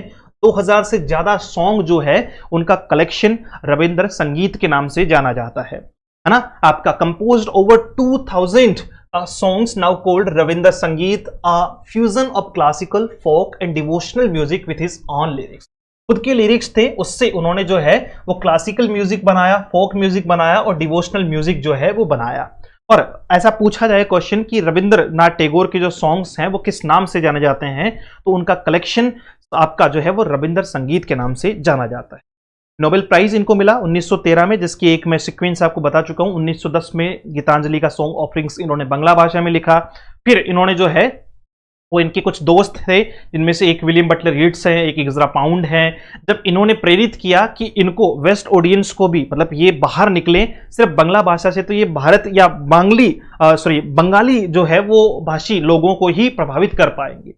तो जब उन्होंने मोटिवेट किया तो फिर इन्होंने उसका इंग्लिश ट्रांसलेशन किया, इंग्लिश ट्रांसलेशन करके इसका वेस्ट में प्रचार किया। उसमें मदद जो है वो विलियम बटलर यीट्स ने की और इज़रा पाउंड ने की। विलियम बटलर यीट्स ने ही उसकी जो है वो प्रस्तावना लिखी। 1912 में जो है वो उसको रिवर्ट किया इन्होंने इंग्लिश में, और 1913 में उस वर्क के लिए इन्हें जो है वो नोबेल पुरस्कार से नवाजा गया। ठीक है, won the Nobel Prize in Literature for Gitanjali song offerings, the first Asian to receive the honour. ये पहले एशियाई थे जिनको ये सम्मान मिला है ना। आपको क्वेश्चन कई बार जो है वो ऐसे नहीं देता, ऐसे देता है इसको फर्स्ट एशियन लिखेगा या फिर ऐसे लिखेगा non European. Who was the first non European who got Nobel prize. तो पहला नॉन यूरोपियन कह दे या पहला एशियन कह दे, दोनों एक ही बात है कि पहले एशियाई या पहले नॉन यूरोपियन व्यक्ति जिनको आपका लिटरेचर में, जिनको साहित्य में आपका नोबेल दिया गया, वो थे Rabindranath Tagore. The English translation was admired by William Butler Yeats and other literary figures in the West. ठीक है, इसको जो है वो आगे एडमायर भी किया। विश्व भारती यूनिवर्सिटी आपका यूनिवर्सलिज्म को लेकर इन्होंने, या मैं कहूं कि अल्टरनेटिव जो है वो आपका स्टडी को लेकर, अल्टरनेटिव जो है वो एजुकेशन को लेकर इन्होंने विश्व भारती यूनिवर्सिटी की 1921 में स्थापना की शांति निकेतन में। ठीक है, ये भी बहुत इंपॉर्टेंट है, ये भी एग्जैक्टली याद करना है, जिसमें holistic education promoting harmony between eastern and western thoughts है ना, कि भाई दोनों, मतलब यूनिवर्सलिज्म की बात की। प्रोलिफिक राइटर इनको जो है वो कहा गया। प्रोलिफिक राइटर इनको इसलिए कहा गया क्योंकि इन्होंने बहुत मतलब जो है वो मौलिक तौर पे इन्होंने 50 से ज्यादा जो है वो पोइट्री आपका वॉल्यूम लिखे हैं। पोइट्री के क्या लिखे हैं? वॉल्यूम्स यानी भाग लिखे हैं। Dozens of plays, novels, essays और more than 90 short stories. Known for works like Gitanjali, Ghare Baire, है ना, घरी बारी और घरे बारे, आपका घरे बारे बंगला भाषा में इसको कहा जाता है। घरे मतलब घर पे, बारे मतलब बाहर, है ना। तो आपका द होम और जो है वो आपका मतलब आउटसाइड के लिए एक जो है वो इन्होंने बहुत ही बेहतर वर्क लिखा है जिसके बारे में हम चर्चा करें। घरे बारे कोरा इन्होंने लिखा है, आपका 5th नंबर का है ये। जो इनके नॉवेल है उनमें से 5th नंबर का है। लॉन्गेस्ट नॉवेल इसको जो है वो हम लोग कहते हैं गोरा, ठीक है। और आपका जो है वो 4 अध्याय या आपका स्त्री जो है वो पात्र। ये कुछ इनके वर्क्स रहे, है ना। इनको प्रोलिफिक जो है वो राइटर के तौर पे भी कहा गया। अभी तक हमने जो कुछ देखा है वो रविंद्रनाथ टैगोर के जीवन से रिलेटेड, इनके जो है वो चीजों से कैसी थीम थी, है ना, किस प्रकार का इनका एजुकेशनल बैकग्राउंड रहा, किस प्रकार से ये सारी चीजें रही, वो सब कुछ हमने देखा है। अब इनके बारे में 3-4 खास बातें जो आपको याद रखनी है। एग्जाम लगभग इनमें से जो है वो बेसिक क्वेश्चंस पूछ लेता है। सबसे पहली बात कि इन्होंने 2 जगह की जो है वो नेशनल एंथम आपके कंपोज किए। एक जनगण मन जो भारत का है और दूसरा अमार सोनार बांग्ला जो बांग्लादेश का है। श्रीलंका का जो नेशनल एंथम है वो भी इनसे इंस्पायर्ड बताया जाता है क्योंकि वो नेशनल एंथम जिसने दिया वो रविंद्रनाथ टैगोर के शिष्य रहे हैं, है ना। श्रीलंकन नेशनल एंथम इनसे इन्फ्लुएंस बताया जाता है लेकिन इनका है ऐसा कोई दावा नहीं मिलता है। और इनका एक सॉन्ग है बांग्लार माटी बांग्लार जोल, जिसको बंगाल सरकार ने यानी जो है वो स्टेट गवर्नमेंट ने उसे स्टेट एंथम के तौर पे जो है वो लिया है। देखो 2 नेशनल एंथम ये पूछा जा सकता है, आपका जनगण मन और इसके अलावा जो है वो बांग्लादेश का अमार सोनार बांग्ला जो है वो किसने लिखा है? रविंद्रनाथ टैगोर ने लिखा है। श्रीलंकन नेशनल एंथम इनसे इंस्पायर्ड है। और बांग्लार माटी बांग्लार जोल ये जो है वो इनका एक सॉन्ग है जिसको स्टेट गवर्नमेंट ने स्टेट एंथम, जैसे नेशनल एंथम है ना आपका राष्ट्रगीत है, उसी तरीके से जो है वो क्या किया है, राष्ट्रगान है जैसे नेशनल एंथम माफी चाहूंगा, वैसे ही आपका जो है वो क्या रखा है, स्टेट एंथम इसको रखा है। कौन सा? बांग्लार माटी बांग्लार जोल। इन्होंने अपनी ऑटोबायोग्राफी लिखी है जिसका नाम है जीबान स्मृति, जिसका नाम है आपका जीबान स्मृति। जीबान स्मृति जिसका नाम है, याद रहे दोनों ही नाम दिए जा सकते हैं, एक जीबान स्मृति और दूसरा माई रेमिनिसेंसेस। जीबान स्मृति जो है वो बंगला भाषा में, जीबान स्मृति जो है वो बंगला भाषा में इसका नाम है। और वहीं अगर बात करोगे आप इसके इंग्लिश वर्जन का तो उसका नाम है माई रेमिनिसेंस, ठीक है। ये इनकी ऑटोबायोग्राफी है तो इन्होंने 1912 में दी, आत्मकथा। देन जीबान स्मृति भी इसी का नाम है और इसी का, ये तो बंगला भाषा में है और आपका इंग्लिश में माई रेमिनिसेंसेस इसको कहा जाता है। ये बातचीत मैं आपको ऑलरेडी बता चुका हूं। इस वर्क को आप वापस से वही देखोगे तो आपको आराम से समझ में आ जाएगा। ये 1910 ऐसे याद कर लो इसको, 10 12 13 15 19, ठीक है। 10 12 13 15 और 19 क्या लिखा है? In 1912 Tagore translated his 1910 work Gitanjali, यानी सबसे पहले लिखा कब? 1910 में जो है वो गीतांजलि इन्होंने सॉन्ग ऑफरिंग्स को लिखा। उसके बाद में 1912 में इसको ट्रांसलेट किया। ये आपका जो है वो बंगला भाषा में लिखा गया है। उसके बाद में ये आपका इंग्लिश ट्रांसलेशन है जिसकी विलियम बटलर येट्स ने क्या लिखी है? प्रीफेस लिखी है। उसके बाद में 1913 में इनको नोबेल मिला है। 1915 में इनको नाइटहुड मिली है। और 1919 में जो है वो क्या हुआ है? जलियांवाला बाग हत्याकांड जो है वो हुआ है।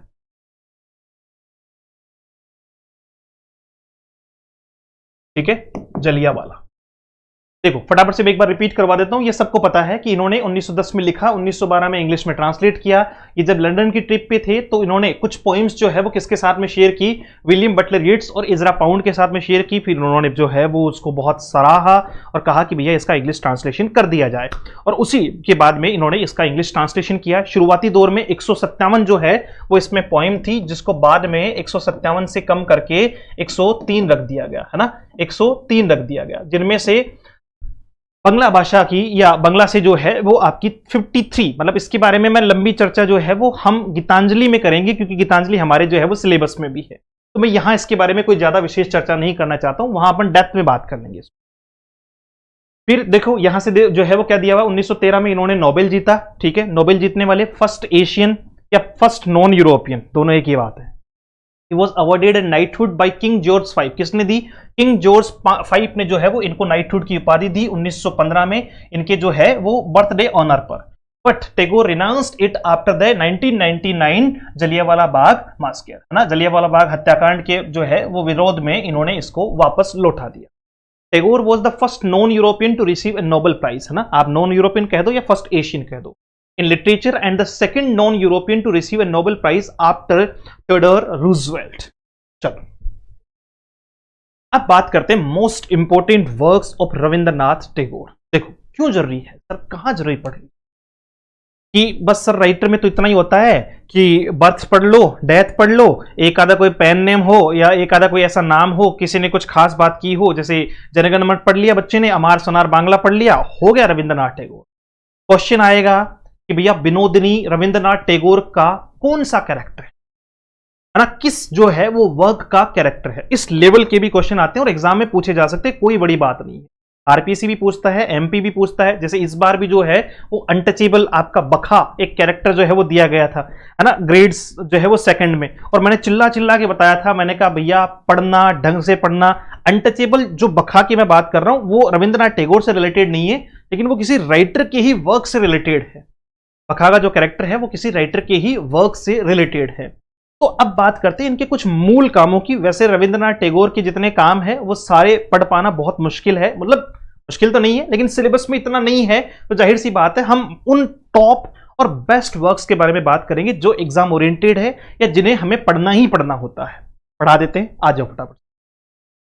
पहला वर्क इनका टाइटल बहुत सिंपली आपको इसको याद करना है, लिखे सबको जो है वो लिखे सबने, मतलब रविंद्रनाथ टैगोर ने ही लिखे हैं सबका। अच्छा, टाइटल है भिखारिनी।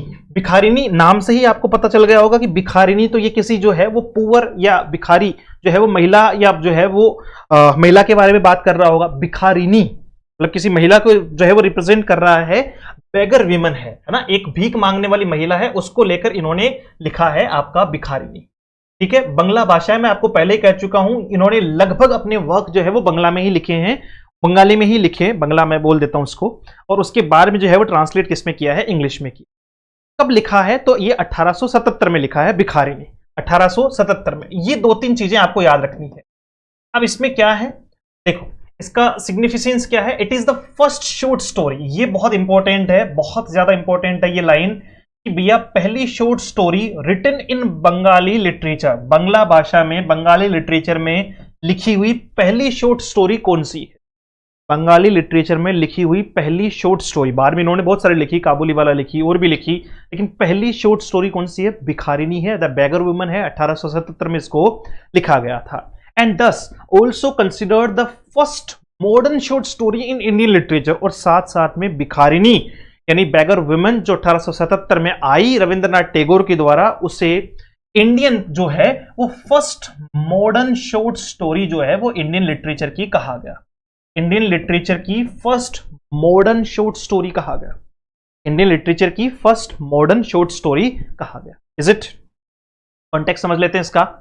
देखो दो बातें यहां एग्जैक्टली याद करनी है, भिखारिनी बेगर वुमन को लेकर बातचीत की गई है, 1877 में आया। बंगाली लिटरेचर की ये पहली शॉर्ट स्टोरी थी जो किसने लिखी, रविंद्रनाथ टैगोर ने लिखी, बंगाली भाषा में लिखी, और साथ में ही इसे जो है वो modern short story, first modern short story in Indian literature जो है वो कहा गया। कंटेक्स्ट क्या है इसका, टैगोर उस समय 16 साल के थे when he wrote this story, जब उनकी उम्र 16 साल थी तब उन्होंने ये स्टोरी लिखी। It was published in Bharati, a prominent Bengali literary magazine. ये जो है वो भारती, जो उस समय एक मैगजीन चलती थी बंगाली भाषा में, उसमें ये जो है वो प्रदर्शित की गई। The story reflect social realism. देखो यहाँ जो है वो समाज की वास्तविकता का जो है वो पता चलता है। Humanistic themes dealing with issues of poverty, है ना, कि कैसे जो है वो पॉवर्टी के मतलब गरीबी के जो है वो मुद्दों पर बात इन्होंने की है, कंपेशन की बात की है, सोशल डिके की बात की है। ऐसी बहुत सारी बातें कि समाज में कैसे जो है वो ऊंचे तबके के लोगों का नीचे तबके के लोगों से व्यवहार कैसा है, या पॉवर्टी जो है वो किस हद तक व्यक्ति को ले जा सकती है, या कंपेशन आपका किसी के प्रति जो है वो सद्भावना होनी चाहिए। ये सारी बातें उन्होंने जो है वो इस शॉर्ट स्टोरी के माध्यम से समझाने का प्रयास किया है। फिर से रिपीट करूंगा, भिखारिनी पहली शॉर्ट स्टोरी है बंगाली जो है वो लिटरेचर की, और मॉडर्न लिटरेचर की इंग्लिश में भी पहली शॉर्ट स्टोरी से कंसिडर किया जाता है। 1877 में आई, बेगर विमेन को लेकर आई, पुवर्टी कंपेशन या फिर आपका जो है वो सोशल रियलिज्म इसकी मेन जो है वो बातचीत थी। तब लिखी जब इनकी उम्र 16 साल थी। ये जिसके बारे में हम बात कर रहे थे, कभी काहिनी। तो कभी काहिनी जो है वो क्या है, ये वास्तविकता में टेल ऑफ द पॉइट है या स्टोरी ऑफ द पॉइट है ना, कि पॉइट क्या कहता है, पॉइट क्या कहता है। ये इसका इंग्लिश वर्जन है, ये इसका इंग्लिश नाम है, ध्यान रखना। ये इसका कौन सा है, इंग्लिश नाम है, और ये इसका कौन सा है, बंगला नाम है। बंगाली में लिखा गया 1878 में। 77 में आपका जो है वो भिखारिनी लिखा शॉर्ट स्टोरी। 78 में जो है वो आपका कभी कहानी लिखा गया, the tale of the poet लिखा गया। इसका सिग्निफिकेंस है, it's Rabindranath Tagore's first published book of poems. जैसा मैंने आपको बताया था कि 1878 में इनकी पहली बुक जो है वो पहली बुक ऑफ पोएम्स जो है वो पब्लिश्ड हुई। First book of poems showcasing his early poetic talent and romantic spirit, जिसमें ये पता चलता है कि वो बहुत कम उम्र में जो है वो उन्होंने लिखना शुरू कर दिया। जब ये पब्लिश हुई तो उनकी उम्र मात्र 17 साल थी। पोइम में ये रिफ्लेक्ट किया गया, आइडियलिज्म को रिफ्लेक्ट किया गया, यूथफुल पैशन को रिफ्लेक्ट किया गया, और growing sense of national and artistic identity को रिफ्लेक्ट किया गया। It mark the beginning of his literary career as a poet, और इसी से जो है वो इनके लिटरेरी करियर की, यानी जो है वो साहित्यिक जो है वो जीवन की शुरुआत मानी जाती। तो कभी कहानी जो है वो क्या है, the tale of the poet है, 1878 में आई। ये इनका पहला जो है वो first published book of poems है, ठीक है, रविंद्रनाथ टैगोर की। अब कुछ अच्छे विसर्जन जो है वो बाद में इसका ट्रांसलेट हुआ सैक्रिफाइस के नाम से। विसर्जन इनका जो है वो बंगला में आपका जो है वो बंगाली में है, 1890 में आया है ना। पहले मैंने 77, फिर मैंने 78, फिर मैंने 90 लिया है। ये एक ड्रामा है, प्ले या एक ड्रामा है जिसका सिग्निफिकेंस है, ये थोड़ा सा इस बात को समझता किसके बारे में बात कर रहा है, विसर्जन क्या है, क्या खास बात है जो है वो ड्रामा की। विसर्जन is considered Tagore's finest early play. देखो, अगर फाइनेस्ट की बात की जाए, विसर्जन की बात की जाए, तो ये तो है फाइनेस्ट, सबसे बेहतर जो है वो ड्रामा कहा जाता है। और अगर बात की जाए लॉन्गेस्ट की, तो वो है गोरा। लॉन्गेस्ट की बात की जाए तो वो गोरा है। टैगोर का जो फाइनेस्ट अर्ली प्ले है, डीलिंग विथ रिचुअल सेक्रीफाइस, है ना, कि जो रिचुअल है जिनको हम मतलब एक तरीके से उन नियम कायदों की बात हो रही है, रिचुअल की बात हो रही है, परंपराओं की बात हो रही है, उनके सेक्रीफाइस की, बलिदान की, रिलीजियस ऑर्थोडॉक्सी, लोग कैसे धर्म के नाम पे जो है वो ऑर्थोडॉक्स बने हुए हैं, और मोरल कॉन्फ्लिक्ट की बात हुई है इस कंटेक्स्ट में आपका विसर्जन में। Based on an earlier short story by Rabindranath Tagore title Rajarshi, है ना, एक इनकी शॉर्ट स्टोरी थी राजश्री, उसके ऊपर ये बेस्ड है। इनकी एक शॉर्ट स्टोरी थी राजश्री, उसके ऊपर ये बेस्ड है। ये फिक्शनल किंगडम में बनाया हुआ है। अब देखो, ये छोटी छोटी बातचीत है ना, मैं आपको एक अलग से एक वीडियो प्रोवाइड करवाऊंगा जिसमें बिगिनिंग ऑफ लिटरेचर होगा, यानी आप लिटरेचर की शुरुआत जब कर रहे हैं तो आपको क्या क्या पता होना चाहिए। अब अगर वो वीडियो इससे पहले जारी हो जाता तो संभवतः आपको फिक्शनल समझाने की जरूरत नहीं पड़ती। एक होता फिक्शनल, एक होता नॉन फिक्शनल। फिक्शनल मतलब कल्पित है, यानी ऐसा कोई स्टैंड नहीं करता है, आपने सुना है, आपने सोचा है, आपने माना है।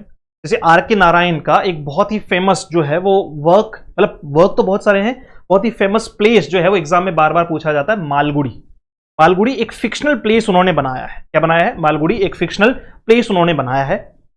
उसी प्रकार से it portrays a clash between reformist ideals and Orthodox beliefs. कि अब देखो, ये जो विसर्जन है, मतलब इसको आप मेरी थीम में समझो, विसर्जन किसको कह रहे हैं कि भैया तुम जो पहले से मानते आए हो, तुम्हारा जो ऑर्थोडॉक्स बिलीव्स है ना, जिनको तुम विश्वास को या जिन रिचुअल्स को तुम मानते आए हो, उनका क्या कर दो, विसर्जन कर दो। मतलब कहने का अर्थ क्या है कि सिर्फ उसी ढर्रे पर मत चलो, सोशल रिफॉर्म लाओ, सामाजिक जो है वो बदलाव लाओ, समाज में फैली हुई बुरी जो कुरीतियां हैं, जो बुराइयां हैं, उनको दूर करो।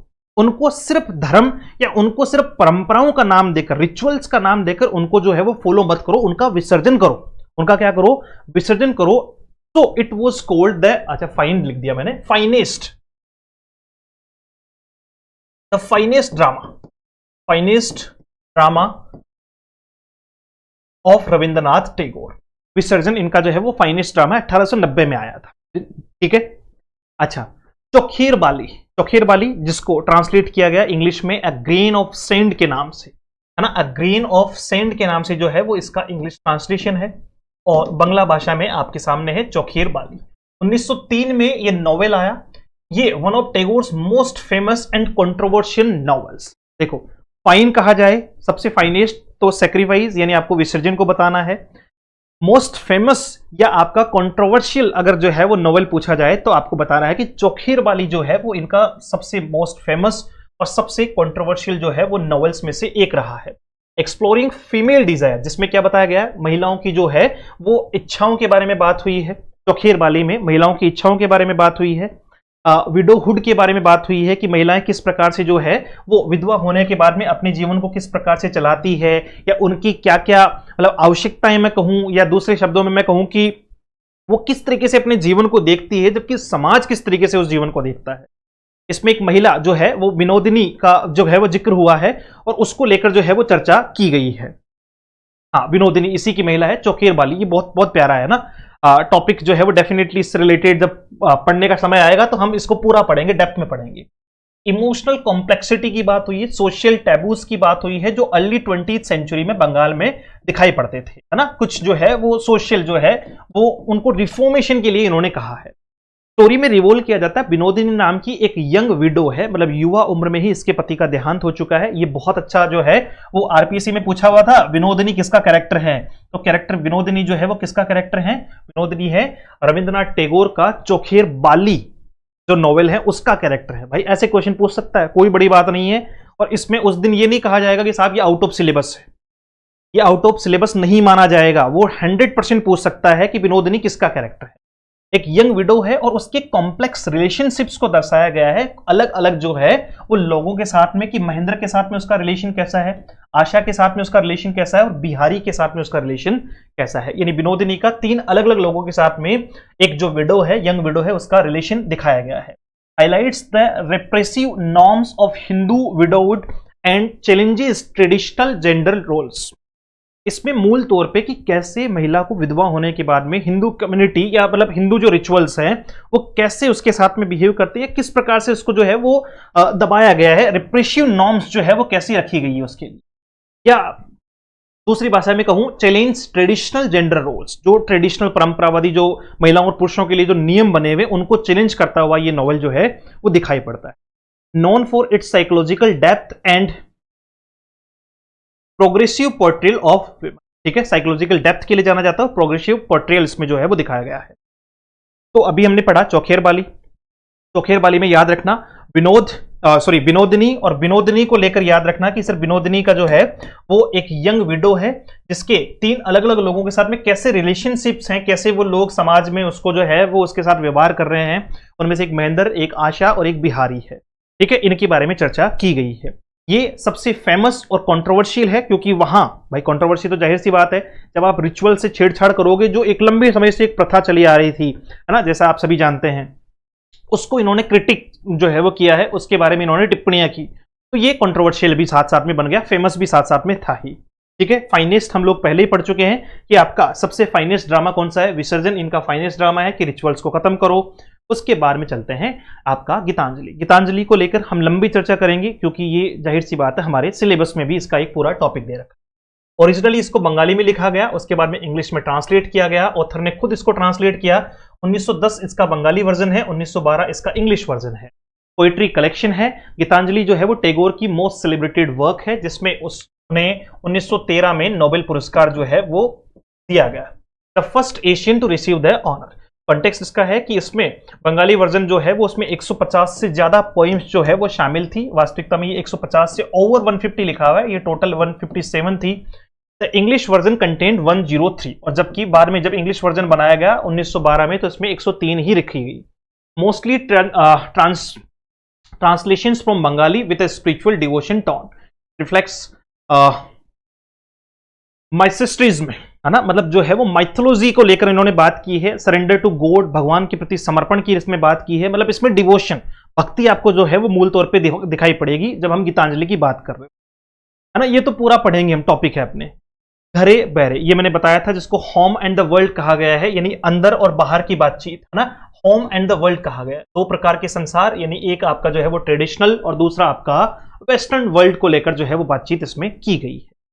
बंगाली में लिखा गया, 1916 में लिखा गया, नॉवेल है, पॉलिटिकल फिक्शन है। सिग्निफिकेंस है इसका, पावरफुल एक्सप्लोरेशन है नेशनलिज्म को लेकर, और आपका साथ में ही पर्सनल जो है वो आइडेंटिटी है, पर्सनल आइडेंटिटी है, जेंडर रोल्स को दर्शाता है, साथ में आपका जो है वो and the tension between tradition and modernity during the स्वदेशी मूवमेंट इन कॉलोनियल इंडिया। जब भारत में स्वदेशी मूवमेंट चल रहा था, जो महात्मा गांधी ने शुरुआत की थी कि भैया स्वदेशी होना चाहिए, अब रविंद्रनाथ टैगोर जो है वो इस पर लिखते हैं घरे बेरे, यानी the home and the world. घरे मतलब अपना घर, इंडिया, बहरे मतलब बाहर, यानी द वर्ल्ड, यानी ईयर ऑफ।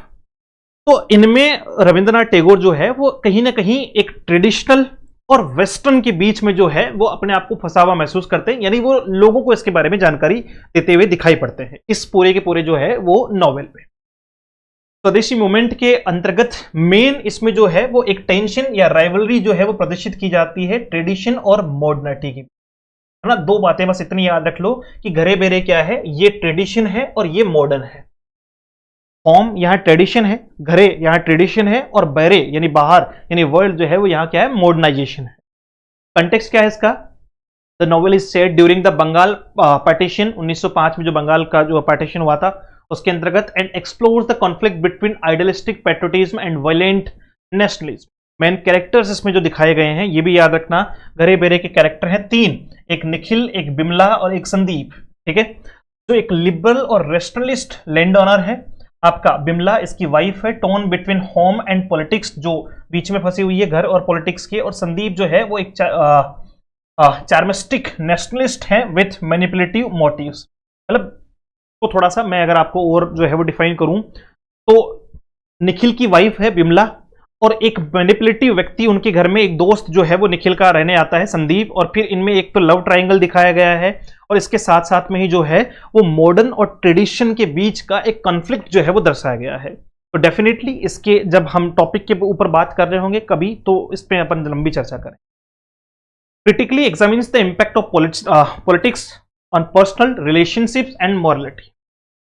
चलो, डाक घर है ना, जिसको पोस्ट ऑफिस ट्रांसलेट किया गया है डाक घर के तौर पे। डाक घर भी बहुत प्यारा है इनका, 1912 में ये आया, एक प्ले है या सिंबॉलिक ड्रामा है। सिग्निफिकेंस है, post office is one of Tagore's most widely performed and translated place, जिसको सबसे ज्यादा परफॉर्म किया गया है। पोस्ट ऑफिस जो ड्रामा है उसको सबसे ज्यादा परफॉर्म किया गया है, मोस्ट वाइडली परफॉर्म। देखो तीन चार चीजें याद रखनी है, फाइनेस्ट याद रखना है, फेमस याद रखना है, फेमस और कॉन्ट्रोवर्शियल याद रखना है। फाइनेस्ट तो हो जाएगा विसर्जन, फाइनेस्ट तो क्या हो जाएगा विसर्जन।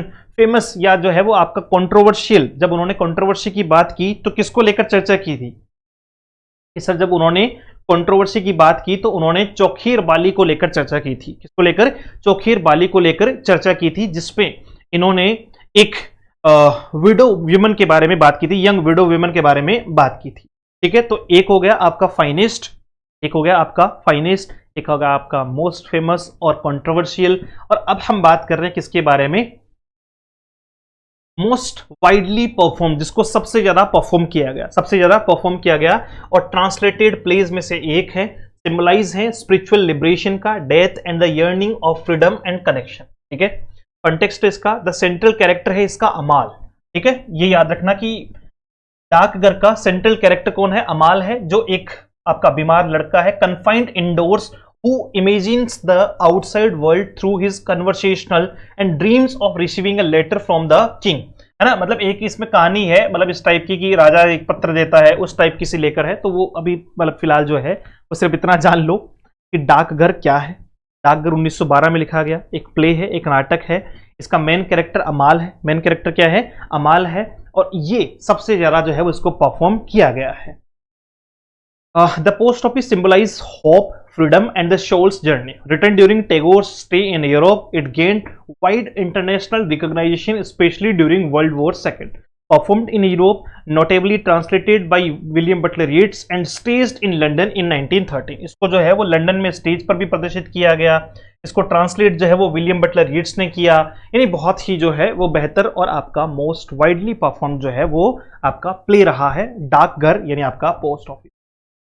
शिशिर कविता, शिशिर कविता जो है वो लास्ट पोइम है इनकी, ट्रांसलेटेड जो है वो इसको लास्ट पोइम के तौर पे किया गया है 1928 में। जो एक नॉवेल है ना, शिशिर कविता, ट्रांसलेटेड हुआ है द लास्ट पोइम के नाम से, ठीक है। बंगला भाषा इसकी रही, बंगाली भाषा इसकी रही, 1928 इसका पब्लिशिंग ईयर है। नॉवेल है, रोमांटिक फिक्शन है, आपका फिलोसफिकल प्रोज है, ठीक है। सिग्निफिकेंस इसका लिरिकल और फिलोसफिकल लव स्टोरी है शिशिर कविता। इसमें दो जो है वो आपका मतलब इस प्रकार की लव स्टोरी है ये कि एक अमित रे करके जो है वो मॉडर्न ऑक्सफोर्ड रिटर्न जो है वो आपका बंदा है, फिर उसके प्रेम में जो है वो एक लड़की जो है वो उसके प्रेम में पड़ जाती है। कुछ इस प्रकार की बातचीत जो है वो उसमें दिखाई पड़ती है। सुनना, देखो, Shesher Kobita is notable for its modernist style and self reflective critique of Tagore's on literary fame. Context क्या है इसका? The story revolves around Amit Ray, है ना। अमित रे जो है वो एक व्यक्ति है, एक मॉडर्न ऑक्सफोर्ड एजुकेटेड बैरिस्टर है ना, ऑक्सफोर्ड से जो है वो पढ़कर लौटा है। एंड लावण्या, है ना, लावण्या वो लड़की है जिसका जो इससे प्रेम कर बैठती है। लावण्या इसका जो है वो सेकंड कैरेक्टर है। A reflective and introspective woman, their intellectual romance challenge conventional love and question the possibility of sustaining ideal love in real life, है ना। क्यों? क्योंकि इनकी एज में काफी सारा जो है वो डिफरेंस है। The novel includes meta-literacy elements where characters critique Tagore himself, showing his self-awareness and literary humility। मतलब मूल तौर पे जो है वो आपका शशीर कविता 1928 में आया हुआ एक रोमांटिक फिक्शन है, जिसमें दो कैरेक्टर हैं, एक आपका लावण्या है और दूसरा आपका जो है वो अमित रे है। इनके बीच में एक लव स्टोरी जो है वो प्रदर्शित की गई है। एज क्राइटेरिया यानी एज जो है वो गैप ज्यादा होने की वजह से इनका आगे क्या रहता है ये इसमें दर्शाया गया है कि क्या ये मतलब जो है वो इनकी लाइफ, रियल लाइफ जो है वो चल पाएगी या नहीं चल पाएगी। अब बात करते हैं गोरा। गोरा आपका जो है वो रविंद्रनाथ टैगोर ने लिखा, बंगला भाषा में लिखा, 1910 में लिखा। आपका गोरा एक नॉवल है, सोशियो पॉलिटिकल फिक्शन है। गोरा पांचवा जो है वो नॉवल है, is the fifth novel written by Tagore and also the longest. अब भैया ये नोट्स में अलग अलग लिख लेना, ऐसे लिख लेना, फाइनेस्ट विसर्जन है, कंट्रोवर्शियल कौन सा है, आपका मोस्ट जो है वो फेमस कौन सा है, लॉन्गेस्ट कौन सा है। तो लॉन्गेस्ट गोरा है। इन्होंने जो 12 नॉवेल लिखे उनमें से 5वें नंबर पर इन्होंने कौन सा लिखा था? गोरा लिखा था। और गोरा जो है वो लॉन्गेस्ट है अपने 12 नॉवेल्स में, जो सेट इन कलकत्ता है ड्यूरिंग 1880s ब्रिटिश राज के समय पे। It is celebrated for its rich philosophical discourse on politics, religion and society. जैसा आपका the novel offers A compiling debate between ब्रह्म, अच्छा, गोरा में जो है वो ब्रह्म समाज और आपका जो है वो हिंदू धर्म के बीच में जो है वो एक ही आपको जो है वो मेन क्राइसिस देखने को मिलेगा, या मेन जो है वो थीम देखने को मिलेगी, है ना। आपका हिंदुइज्म और आपका ब्रह्मिज्म के बारे में बात की गई है। सिंपल सा इसका इतना सा याद रख लो आप। नेशनलिज्म और colonial rule, caste class conflict, gender और फेमिनिज्म, ट्रेडिशन और मॉडर्निटी, अर्बन एलीट और आपका रूरल जो है वो पीजेंट्स, या फिर आपका यूनिवर्सलिज्म और ब्रदरहुड, ये सब एक ही बात को घुमा फिरा के वहीं ला रहा है।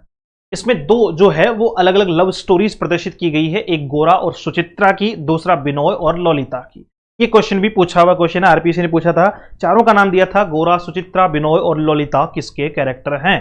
तो ये कैरेक्टर हैं आपके गोरा जो नॉवेल है आपका 1910 का रविंद्रनाथ टैगोर का, लॉन्गेस्ट है, 5वें नंबर पे है इनके 12 नॉवेल में से, 5वें नंबर पे है इनके 12 नॉवेल। ये थे आपके रविंद्रनाथ टैगोर। बताओ, आनंद की प्राप्ति हुई? अब यहां से नोट्स जब आप क्रिएट करें तो आपको क्या करना है? सर जैसे जैसे आपने पॉइंट्स बनाए थे नोट्स में वैसे वैसे लिखते चलो। अब एक स्टूडेंट की ये जिम्मेदारी बनती है, क्योंकि देखो टीचर क्या करेगा, वो एक्स्ट्रा भी लिखेगा, रीजन उसे तो सब कुछ पढ़ाना है। अब एक अच्छा स्टूडेंट क्या करता है? एक अच्छा स्टूडेंट हमेशा जो है वो नोट्स का अपना एक पैटर्न बनाता है कि अच्छा सर ने क्या क्या कहा था। जैसे ये कोई जो है वो आपका नॉवेल है तो कैसे लिखना है, आपका शशीर कविता लिख दिया, ये हमें आगे इसके लिए आगे क्या लिख दिया कि ये कब आया, आपका मेन इसका नाम क्या है, देखो शशीर कविता है, लिखा किसने? रविंद्रनाथ टैगोर ने। इसका बंगला है, बंगाली भाषा है। ट्रांसलेशन, इंग्लिश ट्रांसलेशन इसका नाम क्या है? The last poem. कब आया? 1928 में। क्या है जेनर, क्या है इसका? रोमांटिक फिक्शन है। किसके बारे में लिखा गया है? इसके बारे में लिखा गया। मेन कैरेक्टर्स, तो मेन कैरेक्टर्स ऐसे करके, और अगर स्टोरी लिखनी हो तो 1 या 2 लाइन में उसकी स्टोरी ऐसे जो है वो एक लड़की है जो लावण्या, जो अमित रे की जो है वो प्रेम में पड़ जाती है, एज गेप, बस। इसमें भी आपको क्या होगा कि वो याद करने में बहुत आसानी हो जाएगी। और अगर हम ये चाहते हैं कि हम वर्ड टू वर्ड याद कर ले तो वो कम पॉसिबल हो। तो ये जो है वो रविंद्रनाथ टैगोर को इतना डेप्थ ले जाने का रीजन है क्योंकि 3 वर्क हैं, और तीनों वर्क में से अगर पूछा गया तो फिर हमें उसी तरीके से चीजों को सोचना होगा। तो रविंद्रनाथ टैगोर के बारे में डेप्थ पढ़ना बहुत जरूरी है। डेप्थ तो सबके बारे में ही पढ़ना है, ऐसा ऊपर ऊपर से 4 चीज पढ़ के जो है वो फ्री नहीं होना अपन को। चलो ये आप सभी को पता है कि बुक्स जो अपनी ग्रेड 1 को लेकर है वो लॉन्च होने वाली है। तो ग्रेड 1 के लिए जिन लोगों को भी बुक्स अवेटेड हैं, जो इंतजार कर रहे हैं, वो थोड़ा सा इंतजार और करें। इंतजार का फल बहुत मीठा होगा, मतलब एकदम जो है वो चाशनी जैसा, क्योंकि 2 वॉल्यूम में बुक आएगी। एक में हम मजेदार तरीके से ओरिजिनल टेक्स्ट के साथ में जो है वो शॉर्ट स्टोरी, आपका प्रोज, पोइट्री, ये सारे ओरिजिनल टेक्स्ट के साथ में प्रोवाइड करवाएंगे। ड्रामा या फिर आपका जो है वो नॉवेल के ओरिजिनल टेक्स्ट पॉसिबल नहीं हो पाते हैं क्योंकि बहुत लंबे होते हैं, तो वो आप हमारी वेबसाइट से जाके उनको फ्री ऑफ कॉस्ट ले पाओगे। और रही बात उनका जो है वो एक समराइजेशन की, एक्ट या सीन वाइज, या अगर जो है वो 1 डे ड्रामा है या 1 एक्ट ड्रामा है, तो वो हम अपने हिसाब से कंसिडर करके उसको आपको प्रोवाइड करवाएंगे। ठीक है।